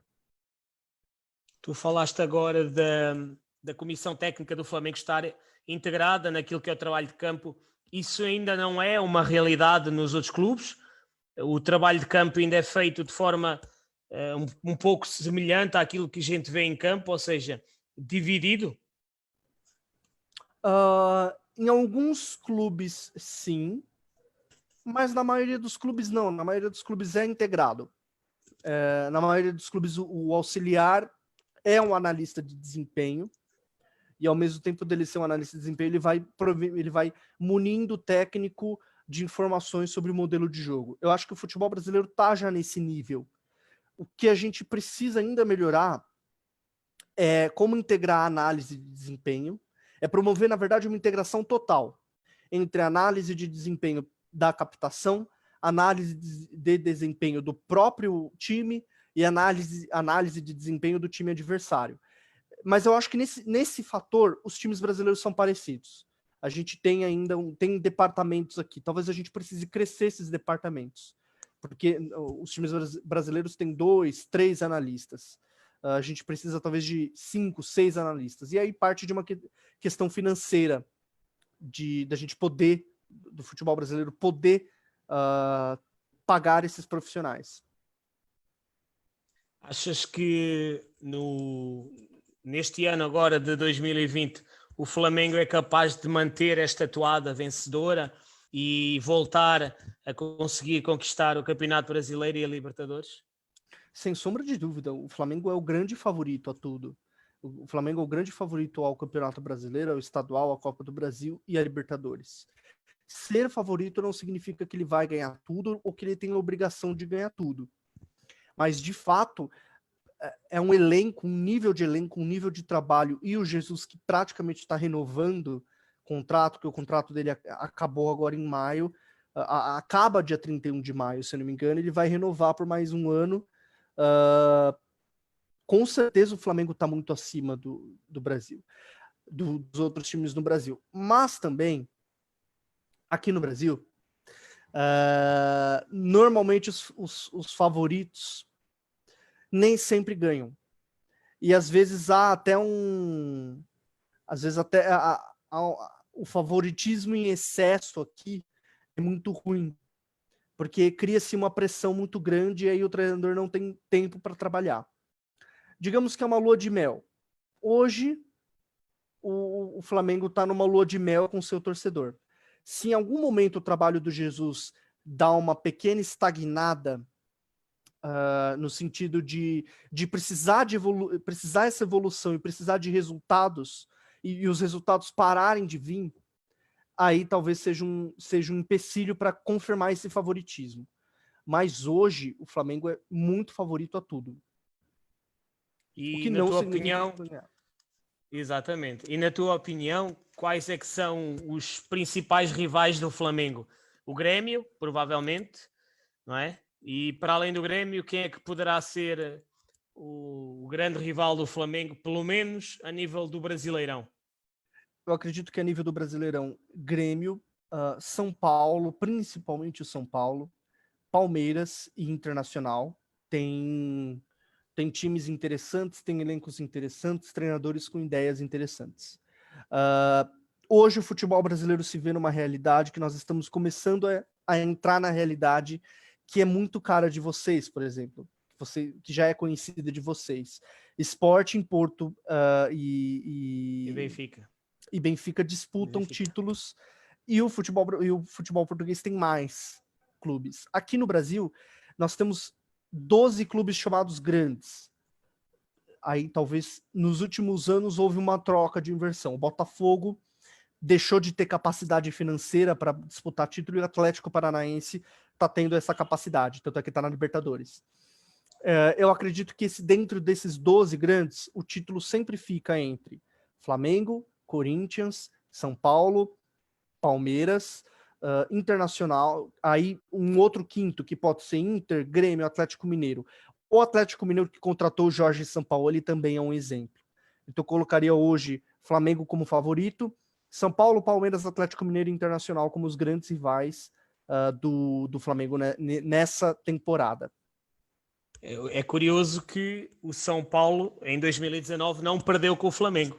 Empata 1-1 no Morumbi e empata 0-0 no Maracanã. Provavelmente foi a única equipa que não perdeu com o Flamengo, com este grande Flamengo. É verdade, eu vi esse jogo, o 1-1, 1-1 ou 0-0, não lembro agora, mas eu vi esse jogo no Maracanã. Eu estava indo participar... 0-0 no Maracanã. 0-0. Eu estava indo participar de um programa no Sport TV e eu vi esse jogo. E o São Paulo fez um jogo defensivo muito interessante. Realmente conseguiu controlar aí um pouco o Flamengo. Foi um dos poucos rivais que conseguiu controlar o Flamengo. O Vasco também, aquele 4-4 impressionante, foi um rival interessante para o Flamengo também. Olha, Leonardo, nós estamos quase aqui a chegar ao final das nossas 2 horas, isto passa muito rápido. Mas já? Aqui... Nossa, verdade, passou muito rápido mesmo. Passou muito rápido, sim senhor. Tenho aqui mais uma questão, que não sei se será a última questão ou não, que te vou colocar. Façam perguntas, quem está assistindo, façam perguntas. Eu coloquei minhas redes já sociais colocamos aí. Isso, exatamente, nós já colocamos isso também na página de Facebook. As pessoas estão a seguir, mas para já não estão a colocar muitas questões. Achas que é possível falar ou afirmar que existe um futebol brasileiro pré-Jorge Jesus e pós-Jorge Jesus, num efeito Jesus no futebol brasileiro, a que níveis? Eu acho que ainda não é possível falar isso por uma simples questão. Faz 5 meses que o Flamengo ganhou a Libertadores. Faz 6 meses. A gente só vai entender o real impacto do Jorge Jesus aqui no Brasil daqui 4, 5 anos. Tem uma frase de um escritor chamado C.S. Lewis. Se eu salvo engano, a frase é assim: não é engraçado como os dias parecem chatos, mas quando você vê eles depois de anos, você lembra de acontecimentos marcantes na sua vida?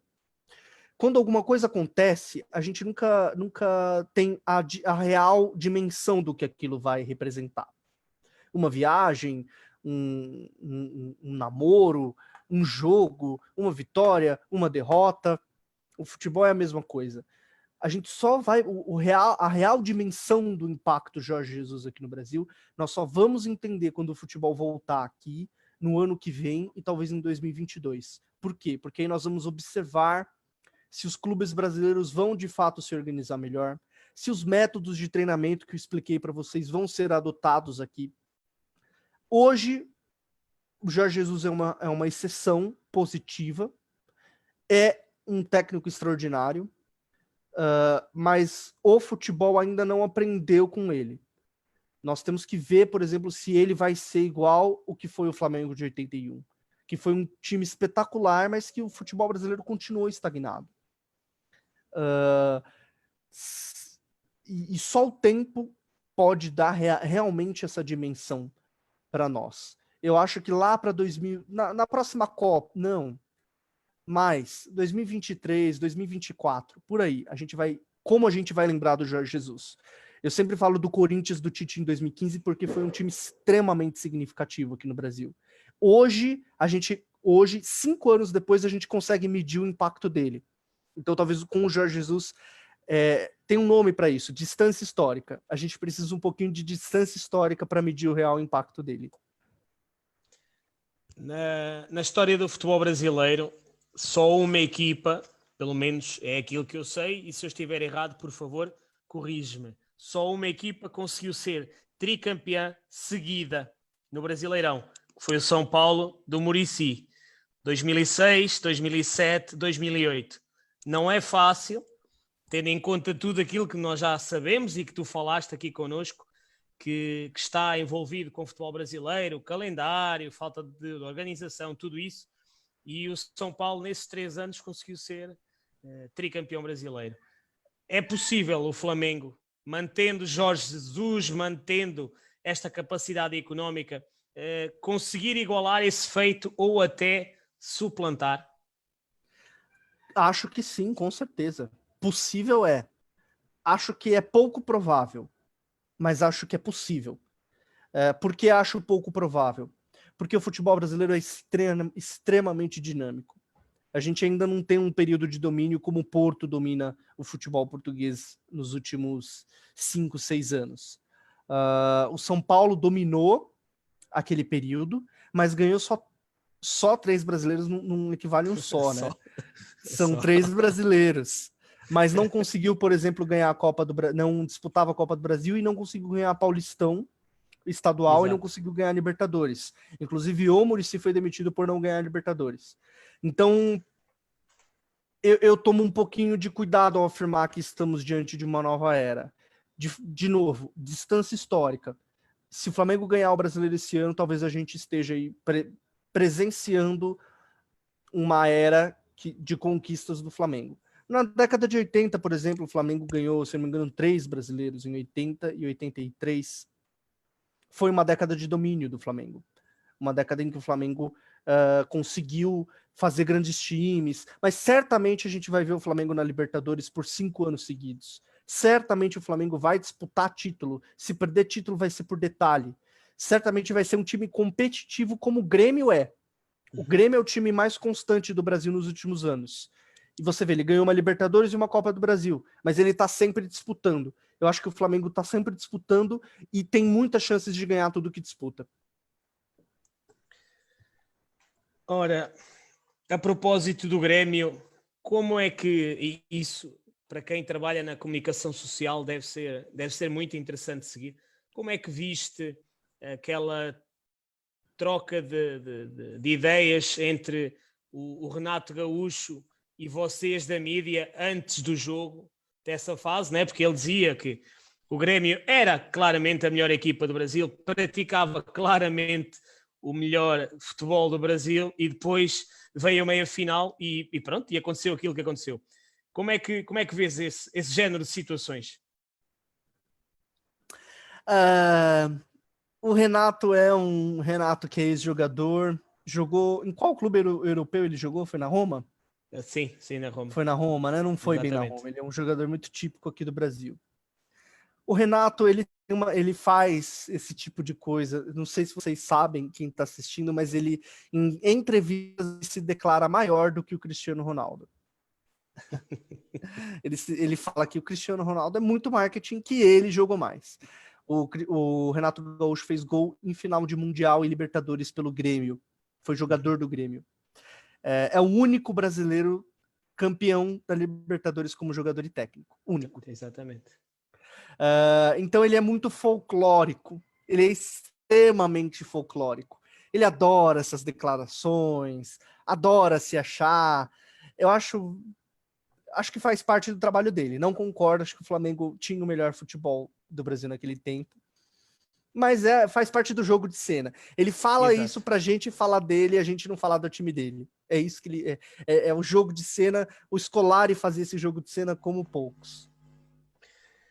Olha, achas que o sucesso do Jesus no Brasil pode vir a abrir mais portas a outros treinadores estrangeiros, não só portugueses, mas também de outras nacionalidades? Ou, pelo contrário, vai servir para que a classe dos técnicos brasileiros comece a perceber que tem que começar a trabalhar de outra forma para manter a sua posição e não é uma questão de não querer, mas pronto, não permitir que venham outras pessoas tomar o seu lugar?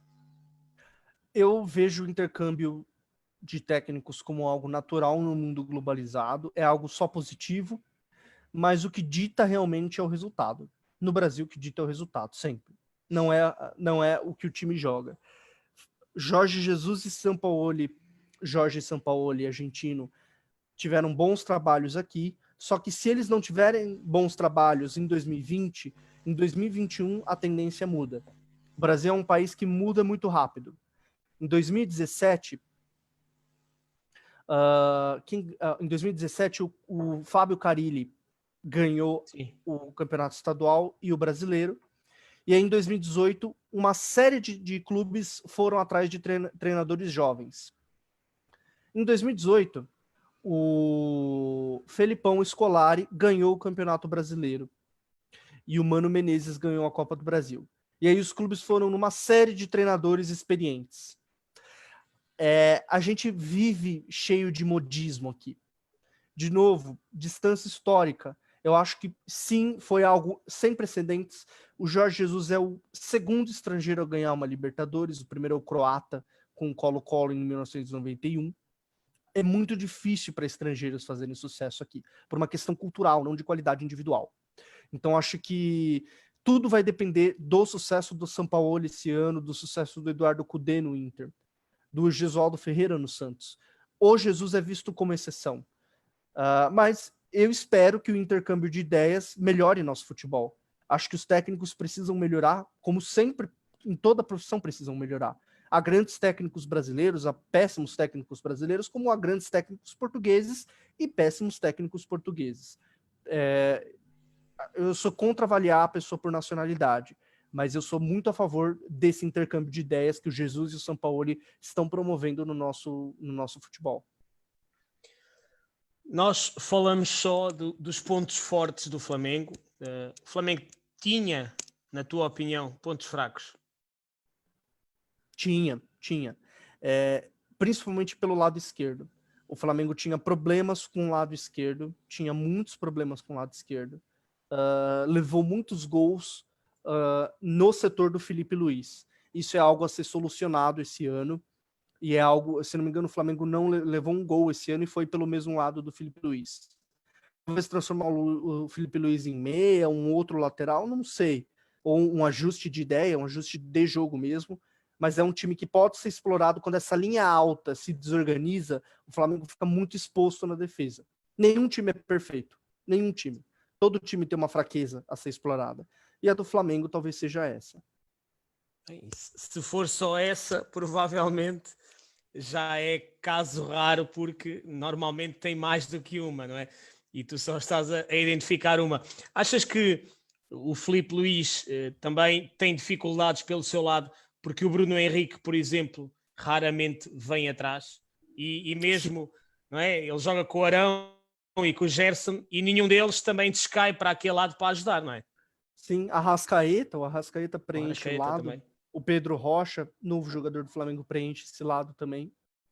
Sim, de fato.